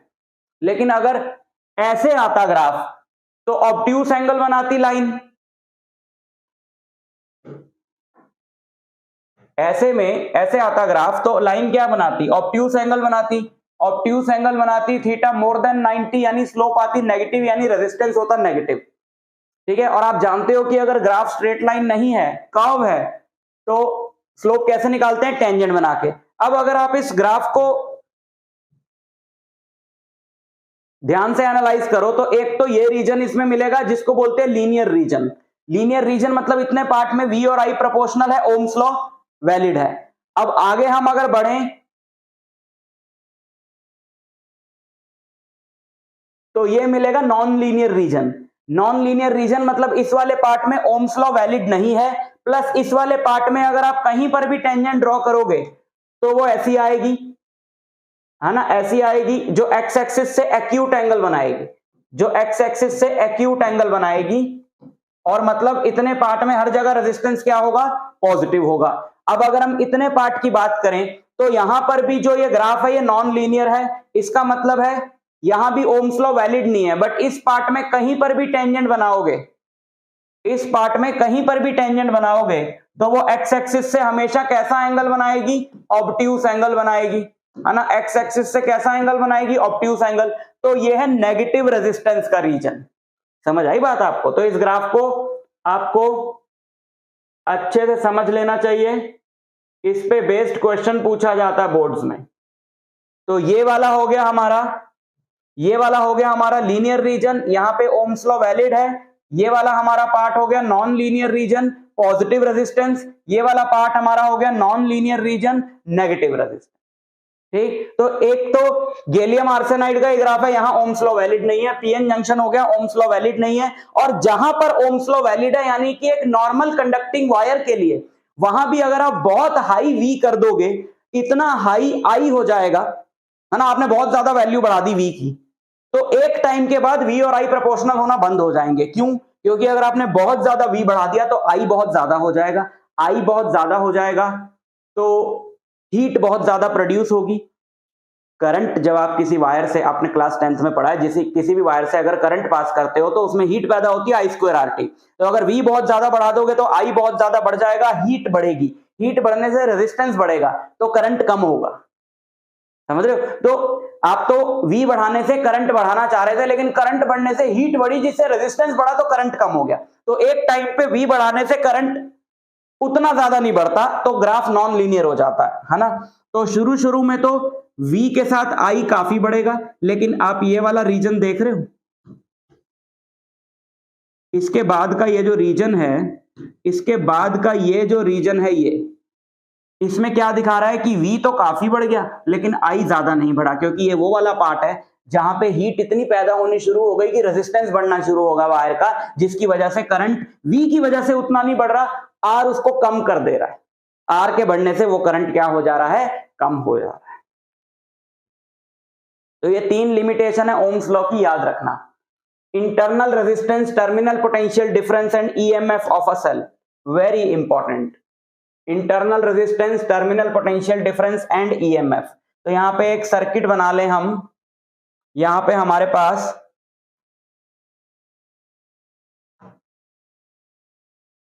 बनाया तो नहीं हुआ मैंने, नहीं, ये जरूरी है सर्किट। यहां पे हमारे पास एक सेल है, इस सेल का एक इंटरनल रेजिस्टेंस है, U का होता है सर, अभी बताते हैं। और ये एक एक्सटर्नल रेजिस्टर है R।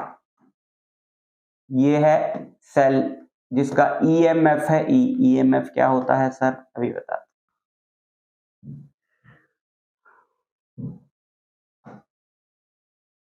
देखो बच्चों, हर एक चीज का अपना एक रेजिस्टेंस होता है ना। हर मटेरियल का अपना रेजिस्टेंस होगा, यानी हर मटेरियल करंट के फ्लो को कुछ ना कुछ ऑपोजिशन प्रोवाइड करेगा, ठीक है। हर मटेरियल करंट के फ्लो को कुछ ना कुछ ऑपोजिशन प्रोवाइड करेगा। तो सेल भी तो किसी मटेरियल से बना है, सेल की मेटेलिक बॉडी है, कार्बन के इलेक्ट्रोड्स हैं, तो सेल भी तो किसी मटेरियल से बना है। तो सेल का जो मटेरियल है उसका जो रेजिस्टेंस है that is called internal resistance, ठीक है। क्लियर हो गया। अच्छा, आपने कोई भी सेल देखा है, जैसे आपने रिमोट कंट्रोल में जो सेल डलता है उसको देखा होगा, उसके ऊपर लिखा होता है 1.5 वोल्ट। 1.5 वोल्ट। यहां आपने थोड़ी बड़ी बैटरी देखी होगी, जो इलेक्ट्रिक जो आप सर्किट्स बनाते हो किट विट, उसके साथ आती है 9 वोल्ट की, ऐसे डब्बे वाली, कोई भी हो, उसके ऊपर उसका पोटेंशियल डिफरेंस लिखा होता है। तो ये वो वैल्यू होती है जितना वैल्यू देने के लिए वो सेल डिजाइंड है। आपके हाथ में एक सेल है ना, रिमोट कंट्रोल वाला, उस पे लिखा 1.5 वोल्ट, तो अभी उसके दोनों टर्मिनल्स के बीच में पोटेंशियल कितना है, 1.5 वोल्ट। यही मतलब है उसका, ठीक है। तो जितना उस पे लिखा रहता है, यानी इतना देने के लिए वो डिजाइन किया गया है, that is called the EMF of the cell. EMF का फुल फॉर्म होता है इलेक्ट्रोमोटिव फोर्स। EMF का फुल फॉर्म होता है इलेक्ट्रोमोटिव फोर्स। ये होता पोटेंशियल डिफरेंस ही है, बट हम इसको फोर्स बोलते हैं। भाई पोटेंशियल डिफरेंस लगाने से क्या हो रहा है, इलेक्ट्रॉन्स को मोटिवेशन मिल रही है भागने के लिए, तो ये इलेक्ट्रॉन्स को एक तरीके से मोटिवेट करने वाली फोर्स है। तो इलेक्ट्रोमोटिव फोर्स, ये जो पोटेंशियल डिफरेंस है सेल का, that is called electromotive force या EMF, ठीक है। लेकिन जब आप इस सेल को किसी सर्किट के अक्रॉस लगाओगे, देखो कोई भी दो टर्मिनल्स के अक्रॉस जब पोटेंशियल डिफरेंस होता है तो जरूरी नहीं है कि करंट फ्लो हो, क्योंकि करंट तो तभी फ्लो होगा जब सर्किट कंप्लीट होगा। तो अभी भी ये जो सेल है हमारा, इसके दोनों टर्मिनल्स के अक्रॉस पोटेंशियल डिफरेंस है 1.5, लेकिन कोई करंट नहीं फ्लो कर रहा क्योंकि सर्किट कंप्लीट नहीं है। फिर आपने इसको सर्किट को कंप्लीट किया। अब जब सर्किट कंप्लीट हो जाएगा ना, तो सेल के दोनों टर्मिनल्स के अक्रॉस पोटेंशियल डिफरेंस थोड़ा सा कम हो जाता है। जब सर्किट कंप्लीट हो जाएगा, यानी सेल जो है वो सर्किट में करंट देने लगता है, तो उसके दोनों एंड्स में पोटेंशियल डिफरेंस कम हो जाता है। जो बचता है कम होके उसे बोलते हैं टर्मिनल पोटेंशियल डिफरेंस। लेकिन सवाल है कि कम हो क्यों जाता है, अभी बता दो। यानी जितना देने के लिए वो डिजाइंड है उतना उसका EMF कहलाता है, लेकिन जब उसको एक सर्किट में लगा दिया जाता है, सर्किट कंप्लीट होता है और सेल में से करंट ड्रॉ होने लगता है, तब उसके टर्मिनल्स के अक्रॉस जो पोटेंशियल डिफरेंस है वो थोड़ा कम हो जाता है, ठीक है। यानी कि जो वो एक्चुअल देता है उसको टर्मिनल पोटेंशियल डिफरेंस बोलते हैं, वो EMF से कम होता है। जिसका सिंपल सा कारण है कि भाई ये क्या है, ये इसकी एनर्जी ही तो है। ये सेल कह रहा है कि मैं 1 कूलम के चार्ज को धक्का मारने के लिए 1.5 जूल वर्क कर सकता हूं, पर मैं करूंगा नहीं। आपके पास जितनी एनर्जी है, क्या आप सारी दौड़ने में खर्च कर सकते हो? नहीं कर सकते ना। अगर आपने खाना खाया, उस खाना खाने से आपको 100 जूल एनर्जी मिली, तो 100 की 100 जूल आप दौड़ने में खर्च कर सकते हो? नहीं कर सकते हो, क्योंकि उस एनर्जी का कुछ पार्ट आपको अपनी बॉडी के इंटरनल एक्टिविटीज के लिए भी चाहिए। इसी तरीके से सेल के साथ भी ये होता है। जब इस सर्किट में करंट दौड़ रहा है I,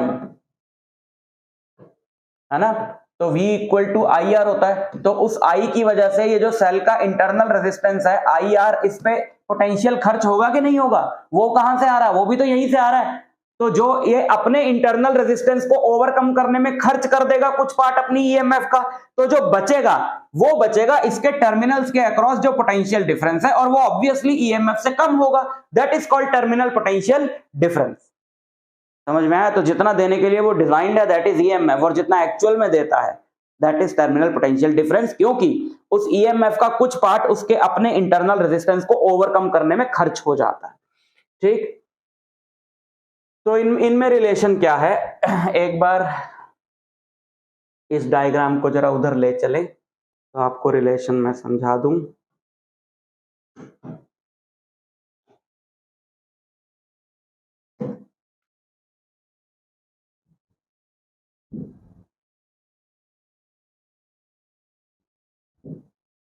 उप्स,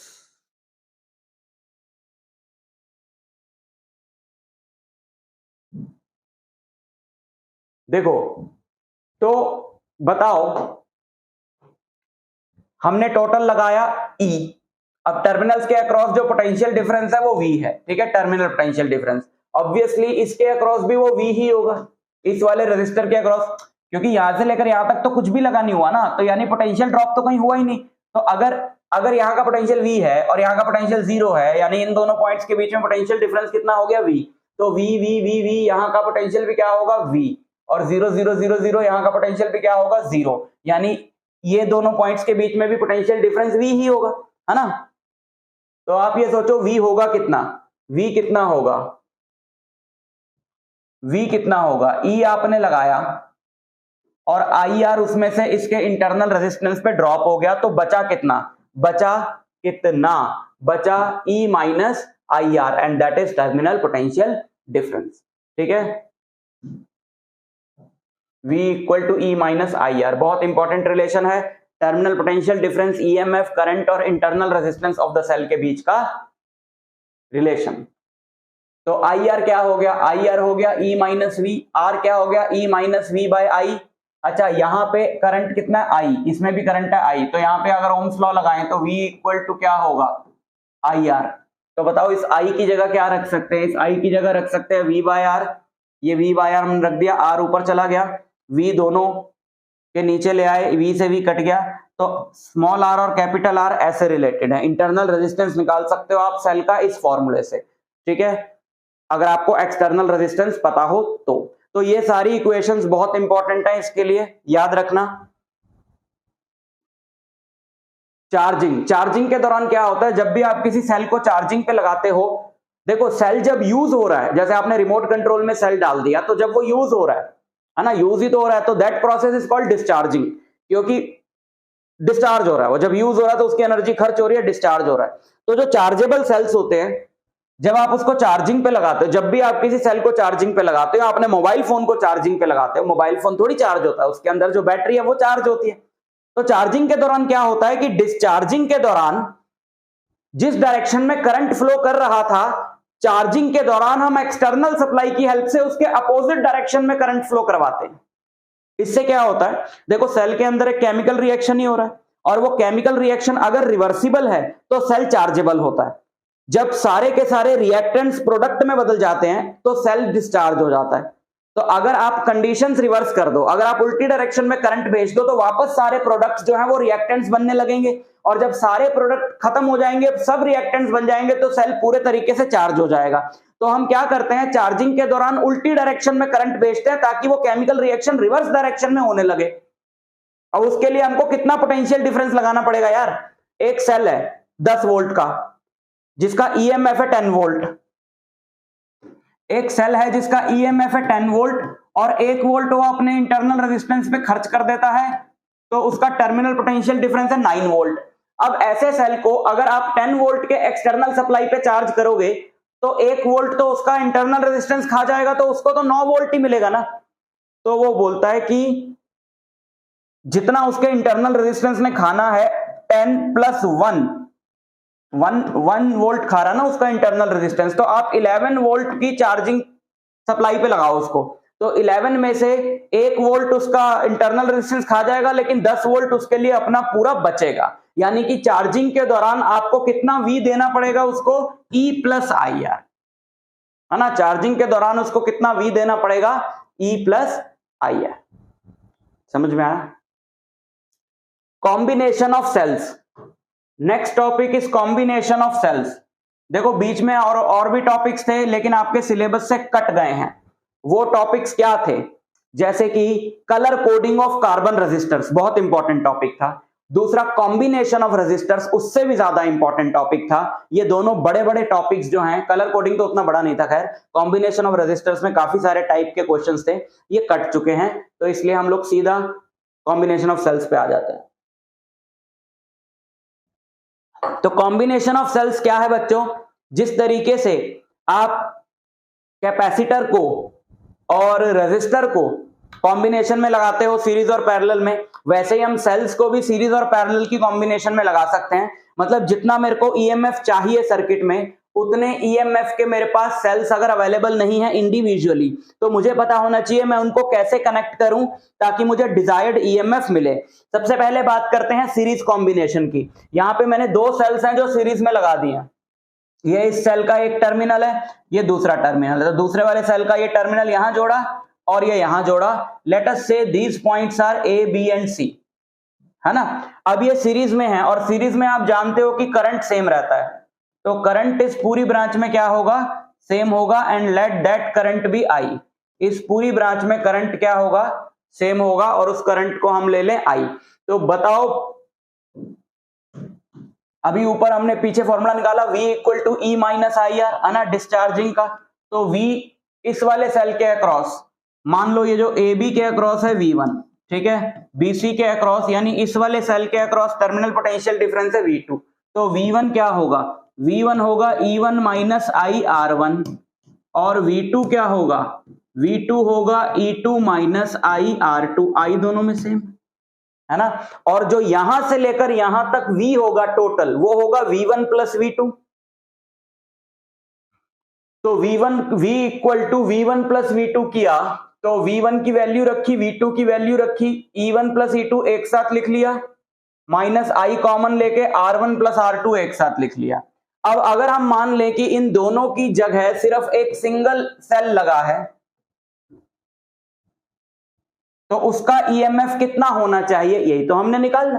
तो मान लो उसका ईएमएफ है E इक्विवेलेंट, यार उसका रेजिस्टेंस R इक्विवेलेंट, तो ऑब्वियसली R1 प्लस R2 होगा ना, क्योंकि ये दोनों रेजिस्टेंस कैसे लगे हुए हैं, सीरीज में लगे हुए हैं। और करंट तो उसमें भी I ही होगा क्योंकि वो सेम ब्रांच है। तो इसके लिए जो इक्वेशन बनेगी वो बनेगी V equal to E equivalent minus I R equivalent, है ना।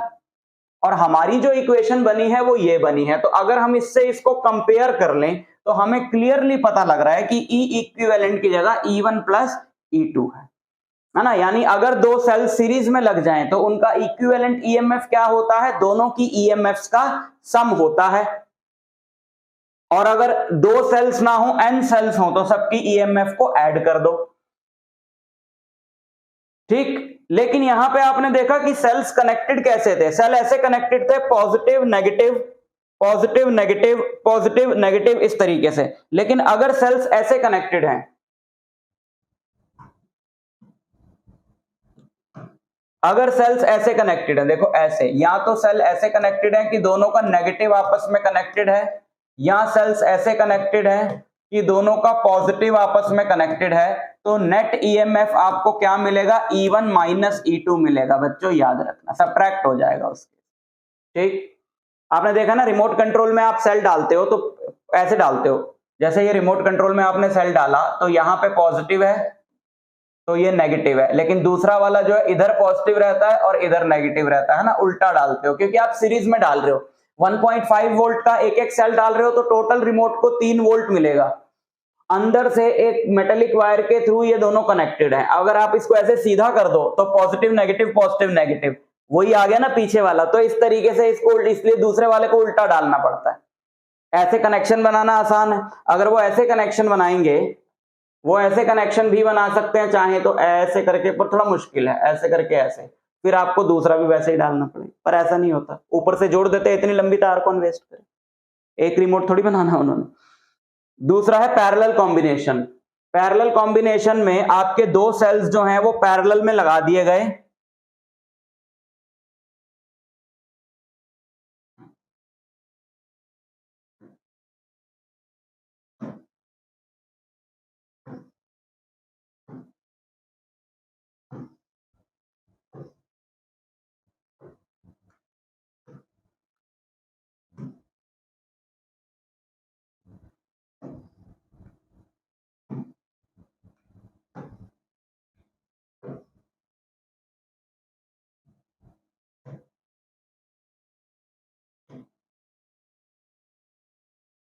इसका ईएमएफ है E2, इसका ईएमएफ है E1, इसका रेजिस्टेंस है R2, इसका रेजिस्टेंस है R1। अब ये दोनों पैरेलल में हैं तो ऑब्वियसली इन दोनों में करंट होगा डिफरेंट। मान लो यहां से करंट आया I और ये करंट दो हिस्सों में डिवाइड हो गया, यहां करंट गया I1 और यहां करंट गया I2, बट ये क्योंकि पैरेलल में है तो दोनों के अक्रॉस जो टर्मिनल पोटेंशियल डिफरेंस होगा वो क्या होगा, सेम होगा। ठीक, ये गया करंट हमारा I1 I2 वापस जाके जुड़ गया, I हो गया। तो हम ये बोल सकते हैं कि I is I1 plus I2, है ना, I क्या है, I1 प्लस I2 है। अच्छा, तो सेव भी करते जाएं साथ साथ। अच्छा, स्लाइड्स का भी पीडीएफ डाल दूंगा, ठीक है ना, टेलीग्राम चैनल पे और ऐप पे स्लाइड्स का पीडीएफ डाल दूंगा, वो भी यूज कर लेना। अच्छा, I क्या है भाई, I का फॉर्मूला क्या होगा, V होता है E माइनस IR। तो IR क्या है, E माइनस V, तो I क्या होगा, I होगा E minus V by R, I होगा E minus V by R। तो I1 की जगह रखा E1 minus V bye R1, V तो दोनों का सेम है। I2 की जगह रखा E2 minus V by R2, E2 minus V by R2। ठीक है, अब आपने क्या करना है, इस इक्वेशन को आपने सॉल्व करना है और फिर से V equal to E equivalent minus I into R equivalent वाली फॉर्म में लाने की कोशिश करनी है। तो कंपैरिजन से हम निकाल लेंगे, R1 इसके नीचे गया, इसके नीचे गया, इसके नीचे गया, इसके नीचे गया और यहां से V हमने कॉमन ले लिया। ठीक है, ये पूरा इधर आया, I इधर चला गया। ठीक, यहाँ पे एलसीएम ले लिया, R1 R2 E1 R2 E2 R1 minus I, ये पूरा उधर चला गया, ये जाएगा तो इधर R1 से R2 कट जाएगा और ये इसके साथ मल्टीप्लाई हो गया। तो आप देख रहे हो V equal to E equivalent minus R equivalent. भाई ये दोनों पैरेलल में है तो R इक्विवेलेंट तो यही होगा ना, जो दो रेजिस्टर्स का इक्विवेलेंट रेजिस्टेंस होता है पैरेलल में, यानी कि ये क्या हो गया, ये हो गया आपका E इक्विवेलेंट। तो E इक्विवेलेंट का फॉर्मूला मिल गया आपको दो सेल्स के लिए, E1 R2 plus E2 R1 bye R1 plus R2, और ये तो दो के लिए था। अगर n सेल्स हो तो इक्विवेलेंट रेजिस्टेंस और इक्विवेलेंट ईएमएफ का ये रिलेशन होता है, E equivalent by R equivalent E1 by R1 plus E2 by R2 plus E3 by R3 up to E4 by R4 up to En by Rn, n cells के लिए। और अगर cells identical हो, identical cells हो अगर, तो वहां पे फॉर्मूला पुट करो, E इक्विवेलेंट, आइडेंटिकल सेल्स मतलब E भी सेम होगा R भी सेम होगा, तो ER plus ER by 2R, 2ER by 2R, तो E ही रहा, है ना। तो अगर आइडेंटिकल सेल्स हो, n आइडेंटिकल सेल्स भी हो, तो इक्विवेलेंट ईएमएफ क्या मिलेगा आपको, E ही मिलेगा। तो अपने को क्या फायदा हुआ भाई, E तो एक का भी था, तो इतने सारे सेल्स पैरेलल में हम लगाएं क्यों, क्योंकि हमको फायदा होता है R के पॉइंट ऑफ व्यू से। अगर आपने एक सेल लगाया तो उसका रेजिस्टेंस R है, दो सेल्स अगर आपने लगाए तो इक्विवेलेंट रेजिस्टेंस हो जाएगा R/2, यानी कम हो जाएगा। तो हम आइडेंटिकल सेल्स भी पैरेलल में लगाते हैं क्योंकि हमें ईएमएफ के पॉइंट ऑफ व्यू से तो कोई फायदा नहीं हो रहा, लेकिन हमको किस पॉइंट ऑफ व्यू से फायदा होता है, हमको रेजिस्टेंस के पॉइंट ऑफ व्यू से फायदा होता है। ठीक, तो ये फॉर्मूले याद कर लेना सीरीज और पैरेलल कॉम्बिनेशन के। किरचॉफ्स लॉज बहुत इंपॉर्टेंट। किरचॉफ लॉ क्या है बच्चों, बहुत बार आपको देख के पता नहीं चलता कि सीरीज में क्या है पैरेलल में क्या है, तो उसके लिए किरचॉफ लॉ बनाए गए हैं, सर्किट को सॉल्व करने के लॉज हैं। आपको इन लॉज की हेल्प से, इन लॉज आपको इन लॉज की हेल्प से इक्वेशंस बनाना आएगा। उस इक्वेशन में ये सारे वेरिएबल्स होंगे जो सर्किट में है, और आप उन इक्वेशंस को सॉल्व करके जो भी अननोन है उसकी वैल्यू निकाल सकते हो। पहला लॉ है which is based on the law of conservation of charge। ये लॉ ये कहता है कि the algebraic sum of currents meeting at a junction is zero। algebraic sum of currents meeting at a junction is zero। Junction क्या होती है बच्चों? ऐसी किसी पॉइंट को जंक्शन बोलते हैं,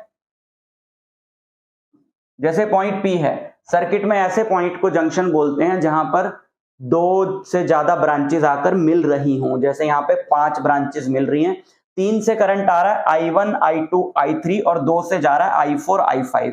तो ये लॉ सिंपली ये कहता है कि जितना करंट आएगा जंक्शन की तरफ, यानी I1 plus I2 plus I3 equal to उतना ही जाएगा I4 प्लस I5। जितना करंट आएगा जंक्शन की तरफ उतना ही जाएगा अवे फ्रॉम जंक्शन, ये कहता है ये लॉ। तो अगर आप इन दोनों को इधर ले आओ,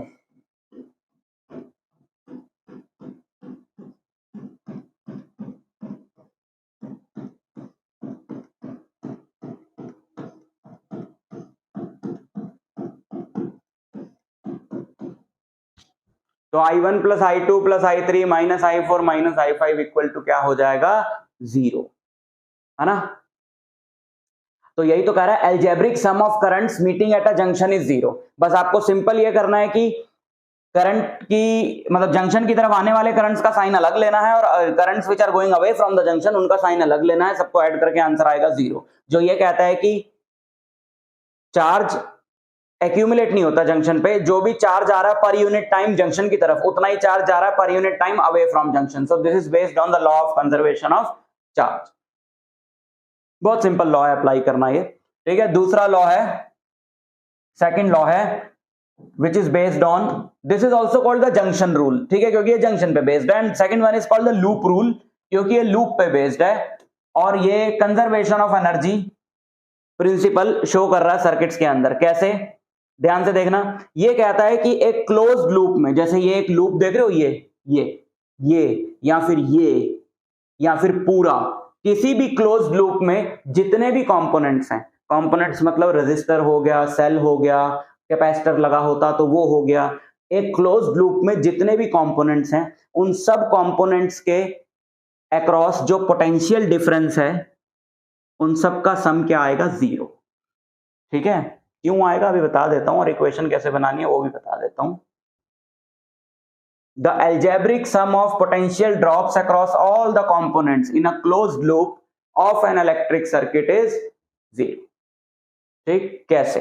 अब जैसे आपको एक सर्किट दिया है, ठीक है, ध्यान से देखना कैसे अप्लाई करना है। आपको ये सर्किट दिया ना, आप इस सर्किट में हर एक ब्रांच में अगर करंट दिया हुआ है तो बहुत अच्छी बात है, अगर नहीं दिया हुआ तो अपनी मर्जी से जिधर बनाना है बना लो। सबसे पहला स्टेप बता रहा हूं आपको, अपनी मर्जी से आप करंट जिस तरफ मर्जी बना लो। जैसे इस ब्रांच में मैंने ऐसे बना लिया करंट, ठीक है, ऐसे, ये पूरी तो एक ही ब्रांच है ना, तो इसमें एक डायरेक्शन में करंट बना लिया।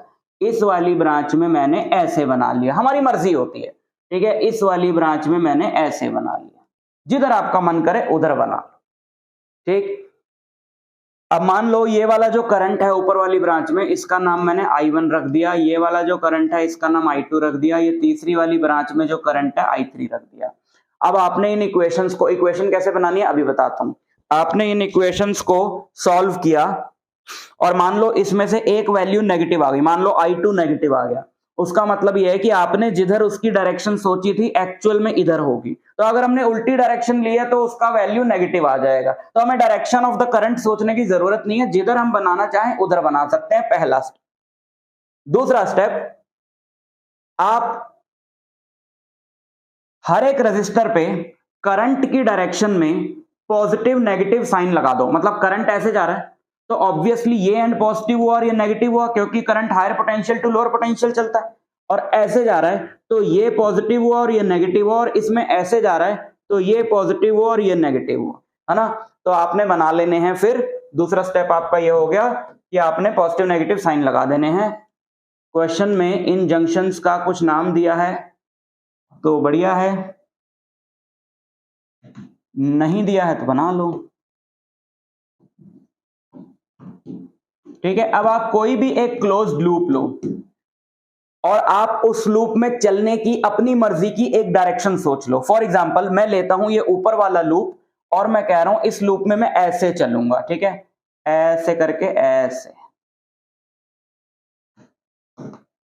इस लूप में मैं ऐसे चलूंगा, ऐसे इस डायरेक्शन में, ठीक है, ऐसे करके ऐसे चलूंगा। तो फिर क्या करना है आपने, आप किसी भी पॉइंट से शुरू हो जाओ, इस पर्टिकुलर डायरेक्शन में चलो और हर एक कंपोनेंट के अक्रॉस जो पोटेंशियल डिफरेंस है वो लिखते चलो। जैसे यहां पे आप यहां पहुंचे तो सबसे पहले आपने देखना है कि आप जो कंपोनेंट आपका आया है आप किस डायरेक्शन में जा रहे हो, बढ़ते हुए पोटेंशियल की डायरेक्शन में जा रहे हो या घटते हुए पोटेंशियल की डायरेक्शन में जा रहे हो। आप जा रहे हो नेगेटिव टू पॉजिटिव, है ना, ऐसे जा रहे हो नेगेटिव टू पॉजिटिव, यानी बढ़ते हुए पोटेंशियल की डायरेक्शन में जा रहे हो। बढ़ते हुए पोटेंशियल की डायरेक्शन में जा रहे हो तो आपको लेना है पोटेंशियल डिफरेंस पॉजिटिव। और याद रखना जो सेल का ईएमएफ होगा उसका तो वही पोटेंशियल डिफरेंस होगा और जो रेजिस्टर होगा उसके अक्रॉस पोटेंशियल डिफरेंस होगा आई इंटू आर। तो ये इसका पोटेंशियल डिफरेंस हो गया। आगे बढ़ो, अब आप जा रहे हो पॉजिटिव टू नेगेटिव यानी घटते हुए पोटेंशियल डिफरेंस में, घटते हुए पोटेंशियल में जा रहे हो तो यहाँ पे पोटेंशियल ड्रॉप कितना होगा, इस ब्रांच में करंट है I2 और ये है R2, तो I2 R2, बट इसको आपने लेना है नेगेटिव, इसको आपने क्या लेना है, नेगेटिव। फिर आप आगे बढ़े पॉजिटिव टू नेगेटिव, फिर घटते हुए पोटेंशियल में जा रहे हो, यहां पोटेंशियल डिफरेंस कितना होगा I1 R1, तो यहां पे आपने लेना है माइनस I1 R1, ठीक। और फिर आप यहां पहुंचे तो नेगेटिव टू पॉजिटिव बढ़ते हुए पोटेंशियल में जा रहे हो तो प्लस E2, लूप खत्म, इक्वल टू आपने क्या कर देना है 0। तो ये आपकी इक्वेशन बनी, ठीक है। कौन से वाले लूप की बनी है,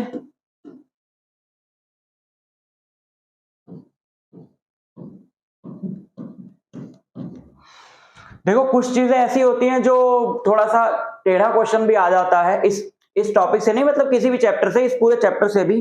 तो जो हमारा पूरा कॉन्सेप्ट है वो तो इस वीडियो में कवर हो रहा है, लेकिन इसी के मैंने PYQS भी करा रखे हैं, वो वीडियो आप जरूर देख लेना, ठीक है। पास्ट ईयर क्वेश्चन आंसर्स का वीडियो डाला है करंट इलेक्ट्रिसिटी का, आप चैनल के नाम से सर्च कर लेना, आपको मिल जाएगा। उसमें बहुत इंपॉर्टेंट क्वेश्चंस कराए हैं। जो भी आप एग्जाम दे रहे होते हो बच्चों, उस एग्जाम में अच्छे मार्क्स स्कोर करने के लिए उसके पास्ट ईयर क्वेश्चन आंसर्स करना बहुत जरूरी होता है, तो आप जरूर कर लेना। ये वाला लूप हमारा क्या था, ABEFA, क्योंकि एक दो ग्राफ व्राफ वाले क्वेश्चंस रहते हैं इंटरनल रेजिस्टेंस के ऊपर, वो जरूर कर लेना उस वीडियो में से,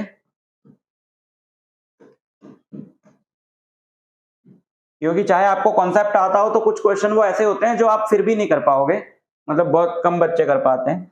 तो ये लूप हो गया ये। अब दूसरे लूप की बात करते हैं। इस वाले लूप में भी आप अपनी कोई भी डायरेक्शन पकड़ लो मनपसंद, इस वाले लूप में भी हम ऐसे ही चलेंगे, ठीक है। यहां से शुरू करते हैं, यहां से चला मैं नेगेटिव टू पॉजिटिव, बढ़ते हुए पोटेंशियल में जा रहा हूं तो प्लस I3 R3, यहां चला पॉजिटिव टू नेगेटिव, घटते हुए पोटेंशियल में जा रहा हूं तो माइनस E3, फिर मैं यहां पहुंचा बढ़ते हुए पोटेंशियल में प्लस I2 R2, फिर मैं यहां पहुंचा पॉजिटिव टू नेगेटिव घटते हुए पोटेंशियल में माइनस E2 इक्वल टू 0।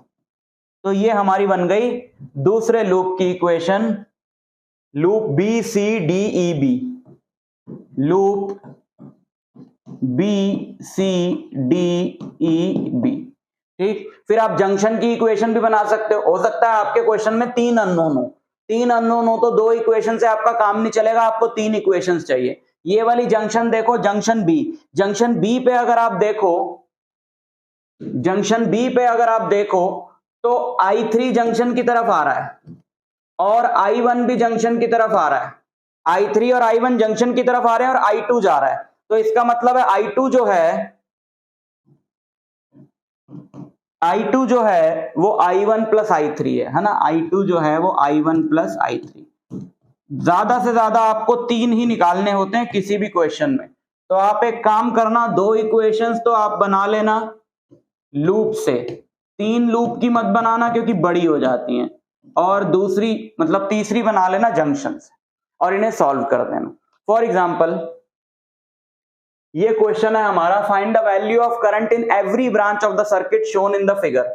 अब हर एक ब्रांच में करंट की वैल्यू निकालनी है और करंट यहाँ पे ऑलरेडी बना के दिए होते हैं, मोस्ट ऑफ द क्वेश्चंस में करंट बना के दिए हुए हैं।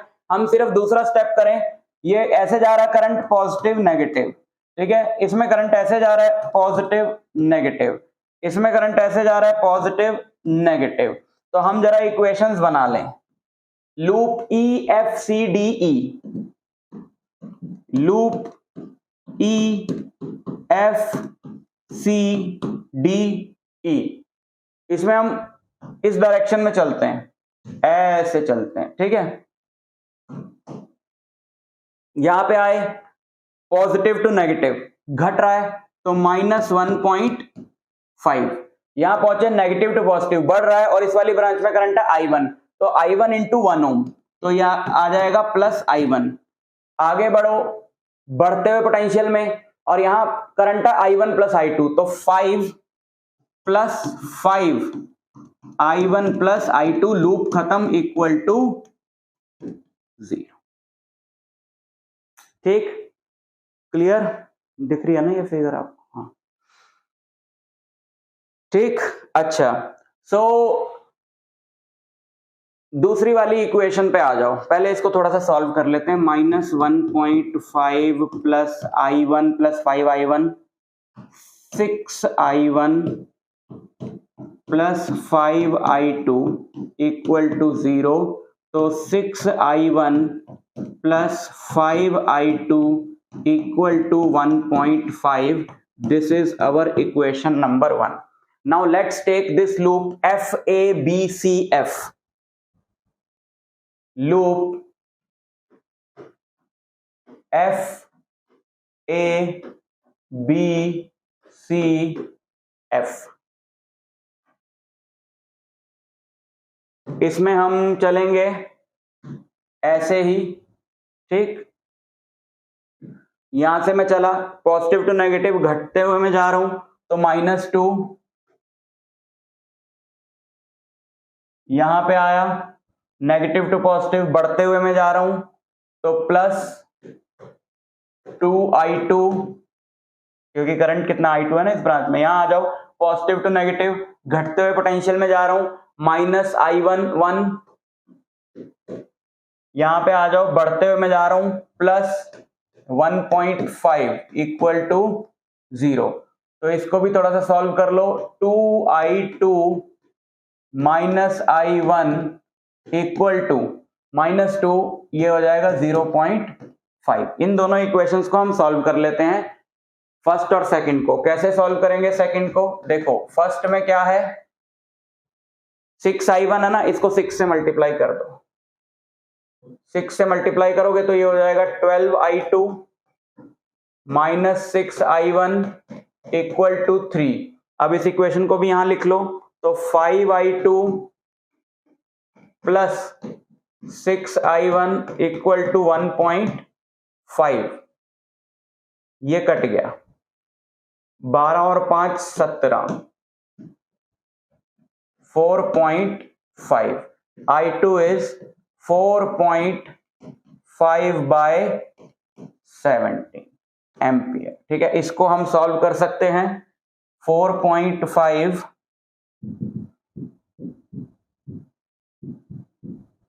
0.264 एम्पियर।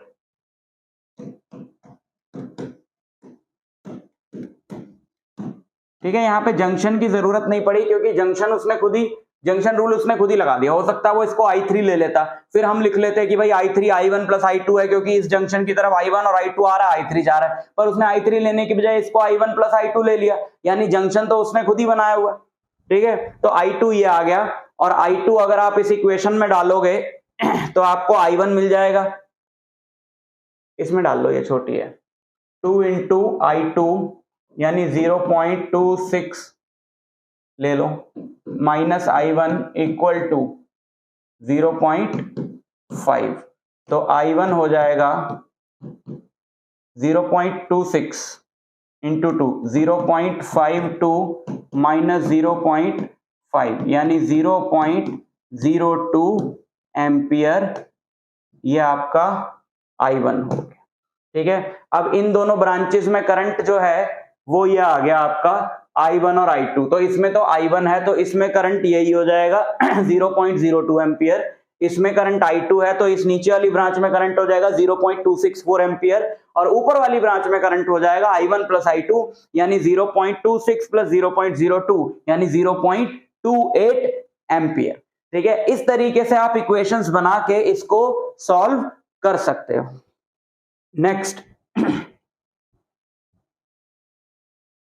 नेक्स्ट है Wheatstone bridge, very important. Wheatstone bridge क्या है बच्चों? इस सर्किट को पहचानो। ये सर्किट आप देख रहे हो जहां पर एक रेजिस्टर है, ये जिसका रेजिस्टेंस हमने ले लिया P, ये एक और रेजिस्टेंस है Q, बीच में यहां गैल्वेनोमीटर लगा है जिसका भी कुछ रेजिस्टेंस है, यहां पर एक रेजिस्टेंस है R, यहां पे एक रेजिस्टेंस है S। ये शेप आप पहचान लो, this is called Wheatstone bridge. इसमें आप कोई भी दो रेजिस्टर्स को देखकर ये नहीं बता पाएंगे कि वो सीरीज में है या पैरेलल में है। फॉर एग्जांपल आप P और इस गैल्वेनोमीटर को लो, ये दोनों रेजिस्टर्स जो हैं, भाई गैल्वेनोमीटर का भी तो अपना कुछ रेजिस्टेंस होगा ना, तो ये भी एक रेजिस्टर ही है, तो आप P और इस G को लो। अब आप नहीं बता सकते कि ये दोनों सीरीज में है या पैरेलल में है, क्योंकि सीरीज में वो होते हैं जिनमें करंट सेम होता है, तो जो भी करंट यहां से जाएगा वो पूरा का पूरा इधर तो जाएगा नहीं, इधर भी जाएगा, तो इन दोनों में करंट सेम नहीं है, तो ये सीरीज में तो है नहीं। और अगर आप इनके एंड्स देखो तो इन दोनों का एक एंड B पर है, जबकि इसका एक एंड A पर है और इसका एक एंड D पर है, और ये दोनों पैरेलल में भी नहीं है। तो आप कोई भी दो रेजिस्टर्स उठाओगे तो आप नहीं बता पाओगे कि वो सीरीज में है या पैरेलल में है। तो इस तरह का जो सर्किट आएगा यानी व्हीटस्टोन ब्रिज, उसको आपने कैसे सॉल्व करना है उसका फंडा सीख लो। अगर ये जो दो रेजिस्टर्स हैं यानी P और Q, इनकी जो रेशियो है यानी P बाय Q, और ये जो दो रेजिस्टर्स हैं यानी R और S, इनकी जो रेशियो है यानी R बाय S, अगर ये रेशियोस इक्वल हैं, तो मतलब व्हीटस्टोन ब्रिज उस केस में क्या कहलाता है? बैलेंस्ड कहलाता है, नहीं तो अनबैलेंस्ड कहलाता है, ठीक है। अगर this by this equal to this by this, ये रेशियोस इक्वल है, तो व्हीटस्टोन ब्रिज क्या कहलाता है? बैलेंस्ड कहलाता है। और उस केस में बीच वाली ब्रांच से कोई भी करंट पास नहीं होता है। अगर ये बैलेंस्ड है तो बीच वाली ब्रांच से कोई भी करंट पास नहीं होगा, और अगर बीच वाली ब्रांच से कोई करंट पास नहीं हो रहा तो आप बीच वाली ब्रांच को बिल्कुल हटा सकते हो, अगर व्हीटस्टोन ब्रिज बैलेंस्ड है। अगर बैलेंस नहीं है तो आप नहीं हटा सकते हो। तो अगर बैलेंस्ड है तो आप बीच वाली ब्रांच को पूरी तरीके से हटा सकते हो। तो अगर आपने बीच वाली ब्रांच को हटा दिया तो ये दोनों रेजिस्टर सीरीज में है, ये दोनों सीरीज में है, और ये आपस में क्या हो जाएंगे? पैरेलल में हो जाएंगे। तब तो आप सर्किट को बहुत इजीली सॉल्व कर सकते हो। तो यही हमने यहाँ पे प्रूव करना है कि अगर P by Q equal to R by S होता है तो IG 0 होगा, यानी व्हीटस्टोन ब्रिज बैलेंस्ड है तो IG 0 होगा, यानी बीच वाली ब्रांच से जो करंट पास होगा वो 0 होगा, यानी होगा ही नहीं करंट पास। या फिर आप इसको ऐसे भी बोल सकते हो, P by Q equal to R by S है ना, क्रॉस मल्टीप्लाई करो तो P by R equal to Q by S, यानी this by this equal to this by this, ऐसे भी ले सकते हो। तो हमें इसको प्रूव करना है, तो प्रूव करने के लिए हम यूज करेंगे किरचॉफ लॉज। किरचॉफ लॉ लगाने के लिए हम मान लें यहां से करंट आया I, और उस I करंट में से यहां I1 चला गया, तो बचा हुआ करंट I माइनस I1 इधर चला जाएगा। इस I1 करंट में से यहां IG चला गया, तो बचा हुआ यानी I1 माइनस IG यहां चला जाएगा। अच्छा, यहां से आ रहा I माइनस I1, यहां से आ रहा IG, दोनों मिलके यहां चले जाएंगे, यानी I minus I1 plus IG यहां चला जाएगा। और इधर से क्या आ रहा था? I1 माइनस IG, ये दोनों मिलके यहां चले जाएंगे। जब ये दोनों मिलेंगे तो IG से IG कट जाएगा, I1 से I1 कट जाएगा, I आ जाएगा। I ही आना चाहिए था क्योंकि इधर से I करंट ही आया था। तो ये करंट की डिस्ट्रीब्यूशन अपनी क्या हो गई? करेक्ट हो गई। फिर करंट की डायरेक्शन में हमने पॉजिटिव नेगेटिव साइन लगा लिए। ये देखो, ऐसे जा रहा करंट, पॉजिटिव नेगेटिव, ऐसे जा रहा पॉजिटिव नेगेटिव, सब पे लगा लिए। अब आप ले लो loop ABDA, loop ABDA, loop ABDA आपने लिया, यहां से स्टार्ट करो। इस लूप को हम इस तरीके से ट्रैवर्स करने वाले हैं, ऐसे चलेंगे इस लूप में, ठीक है। तो यहां से चले, सबसे पहले आया पॉजिटिव टू नेगेटिव, यानी डिक्रीजिंग पोटेंशियल की डायरेक्शन में जा रहा है, तो हम लिखेंगे माइनस I1P, फिर हम यहां पहुंचे पॉजिटिव टू नेगेटिव, मान लो गैल्वेनोमीटर का रेजिस्टेंस है कैपिटल जी और इस ब्रांच में करंट है IG, पॉजिटिव टू नेगेटिव यानी माइनस IG इंटू जी। फिर हम यहां पहुंचे नेगेटिव टू पॉजिटिव यानी बढ़ रहा है, तो plus I minus I1 into R, plus I minus I1 into R equal to 0। ये हमारी इक्वेशन बन गई इस वाले लूप की। अब हम दूसरे वाले लूप को ट्रेवर्स कर रहे हैं इसी डायरेक्शन में, है ना, इसको भी हम लोग ऐसे ले लेते हैं, ऐसे चलते हैं इसमें भी। तो लूप BCDB,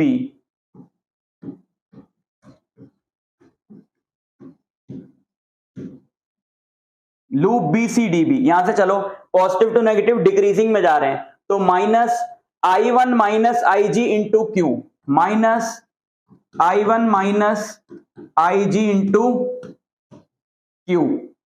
फिर यहां पहुंचे नेगेटिव टू पॉजिटिव प्लस में जा रहे हैं, तो plus I minus I1 plus IG into S, plus I minus I1 plus IG into S. फिर हम यहां पहुंचे नेगेटिव टू पॉजिटिव, फिर से प्लस कर दो, plus IG into G, plus IG into G equal to 0। तो ये अपनी बन गई दो इक्वेशंस। अब अपने को प्रूव क्या करना है, अपने को प्रूव करना है कि अगर रेशियो बराबर है P by Q equal to R by S है, तो बीच वाली ब्रांच से कोई भी करंट पास नहीं होगा। तो हम उल्टा भी प्रूव कर सकते हैं कि अगर हम प्रूव कर दें कि IG 0 है और उस IG को 0 रख के P by Q equal to R by S आ जाए तो भी प्रूव हो जाएगा। तो put IG equal to 0 in 1 and 2, put IG equal to 0 in 1 and 2। IG को 0 रखा, इसमें IG को 0 रखा, ये पूरी टर्म उड़ गई, तो माइनस I1 इंटू P, ये उड़ गई पूरी term, plus I minus I1 into R equal to 0। ठीक, इसको उधर ले जाओ, मतलब ये चलो इसको इधर ले जाओ और वो ये उधर जाके माइनस का हो जाएगा, माइनस से माइनस कट जाएगा, तो I1P equal to I minus I1 into R. ठीक है, ये बचेगा। अच्छा, दूसरी वाली इक्वेशन में भी IG को 0 पुट करो, ये वाली इक्वेशन में IG को 0 पुट किया, यहां पे टर्म बचेगी minus I1 Q, minus I1 Q, यहां पे IG को 0 पुट किया तो यहां पे बचेगा plus I minus I1 into S, I minus I1 into S. IG, ये IG क्यों आ रहा है अकेला, IG इंटू जी था, sorry, IG into G equal to 0। तो प्लस ये पूरा 0 हो गया इक्वल टू 0, ये उधर गया, माइनस से माइनस कटा, तो I1 into Q equal to I minus I1 into S. अब आप इन दोनों इक्वेशंस को देखो, इसको और इसको अगर मैं डिवाइड कर दूं तो I1P by I1Q, I1P by I1Q equal to I minus I1R, I minus I1R, और इधर आएगा I माइनस I1S।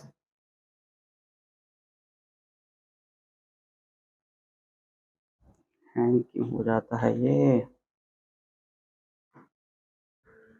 हाँ सॉरी, हैंग हो गया था ये। तो क्या था हमारा यहाँ पे I1P, है ना, डिवाइड कर दिया अगर हमने इन दोनों इक्वेशंस को, तो I1P by I1Q equal to I minus I1 into R divided by I minus I1 into S। अब यहां पे देखो क्या कैंसिल होगा, I1 से I1 कैंसिल हो गया, इससे ये कैंसिल हो गया, तो P by Q equal to R by S। तो ये हो गया हमारा proof. Balancing condition Wheatstone bridge की यहां पर हो गई प्रूफ। अब साथ के साथ जरा सेव कर लें, कहीं फिर हैंग हो गया तो गड़बड़ हो जाएगी। ठीक, तो ठीक है, तो ये है आपका Wheatstone bridge. Next is energy and power. ये सारे 10th वाले फॉर्मूले हैं, क्लास 10th में भी आपने पढ़ा होगा जूल्स लॉ ऑफ हीटिंग, कि अगर कोई रेजिस्टर है, उस रेजिस्टर में से करंट पास करेंगे, तो करंट जब चल रहा है किसी भी रेजिस्टर के अंदर, तो इलेक्ट्रॉन्स दौड़ रहे हैं, तो वो आयंस के साथ कोलाइड कर रहे हैं, तो वो जो रेजिस्टेंस है उस रेजिस्टेंस को ओवरकम करने में एनर्जी खर्च होगी, है ना। तो इलेक्ट्रॉन्स को पुश करने के लिए बैटरी को काम करना पड़ेगा। तो वो काम किस फॉर्म में निकलता है, वो वर्क किस फॉर्म में निकलता है, हीट की फॉर्म में निकलता है। तो जब भी आप किसी रेजिस्टर से करंट पास करते हो वो गर्म हो जाती है वायर, वो रेजिस्टर गर्म हो जाता है ना, उसमें हीट पैदा होती है जब भी आप उसमें से करंट पास करते हो। तो जैसे ये हमारे पास एक रेजिस्टर है R, इसमें मैंने करंट पास किया I t टाइम के लिए, ठीक। तो बताओ कितना वर्क किया बैटरी ने, वर्क होता है Q इंटू V, है ना, और Q होता है I इंटू T और V होता है I इंटू R। तो अगर आप इन सबको मल्टीप्लाई करोगे तो आपको मिलेगा I स्क्वायर RT। इसका मतलब है बैटरी को इतना वर्क करना पड़ रहा है इस वायर में करंट भेजने के लिए। तो ये वर्क किस फॉर्म में अपीयर होगा, हीट की फॉर्म में अपीयर होगा, यानी हीट का फॉर्मूला हो गया I स्क्वायर RT। अब आप I की जगह ओम्स लॉ से V बाय R रखो तो V square by R square into RT, एक R से R कटेगा तो एक और फॉर्मूला मिलेगा हीट का V स्क्वायर बाय RT, ठीक है। या फिर आप R की जगह V बाय I रखो, ओम्स लॉ से V से V कटेगा, एक और फॉर्मूला मिलेगा VIT। तो ये तीन फॉर्मूले हीट के आपने याद रखने हैं। दूसरा पावर के फॉर्मूले, पावर होता है वर्क अपॉन टाइम। तो कितना वर्क कर रही है बैटरी, इतना, इसको टाइम से डिवाइड कर दो तो बैटरी यानी जो सोर्स है उसकी पावर आ जाएगी। इसको टाइम से डिवाइड किया तो पावर आ गई I स्क्वायर R। दूसरे फॉर्मूले को टाइम से डिवाइड किया तो पावर आ गई V स्क्वायर बाय R। तीसरे फॉर्मूले को टाइम से डिवाइड किया तो पावर आ गई VI, ठीक। पावर की ऐसा यूनिट वॉट होगी और हीट की होगी जूल, ठीक। फॉर्मूले तो इतने ही हैं, बाकी इस पे बेस्ड क्वेश्चंस हैं। एनसीईआरटी के सारे क्वेश्चंस तो यहां डिस्कस नहीं हो सकते। एनसीईआरटी की एक्सरसाइज जो है वो आप मेरा वीडियो सॉल्यूशंस देख सकते हो एनसीईआरटी की एक्सरसाइज का, लेकिन उससे भी ज्यादा इंपॉर्टेंट है पास्ट ईयर क्वेश्चन आंसर्स देख लेना। चैप्टर आपका यहां से प्रिपेयर हो गया और जितने भी इंपॉर्टेंट क्वेश्चंस हैं वो पास्ट ईयर क्वेश्चन आंसर्स वाले वीडियो में आपको मिल जाएंगे। आप सर्च करोगे चैनल नाम से current electricity past year question answers Mandeep education academy, channel नाम से सर्च करोगे आपको मिल जाएगा। मैं भी लिंक आपको डिस्क्रिप्शन में दे दूंगा। तो ये चैप्टर आपका कंप्लीट हुआ। स्टडी मटेरियल और नोट कहां से लेने हैं, Mandeep education academy Telegram channel और ऐप ज्वाइन कर लेना और डाउनलोड कर लेना और वहां से यूज कर लेना। मैं आपसे मिलता हूं नेक्स्ट लेक्चर में, तब तक के लिए ऑल द वेरी बेस्ट।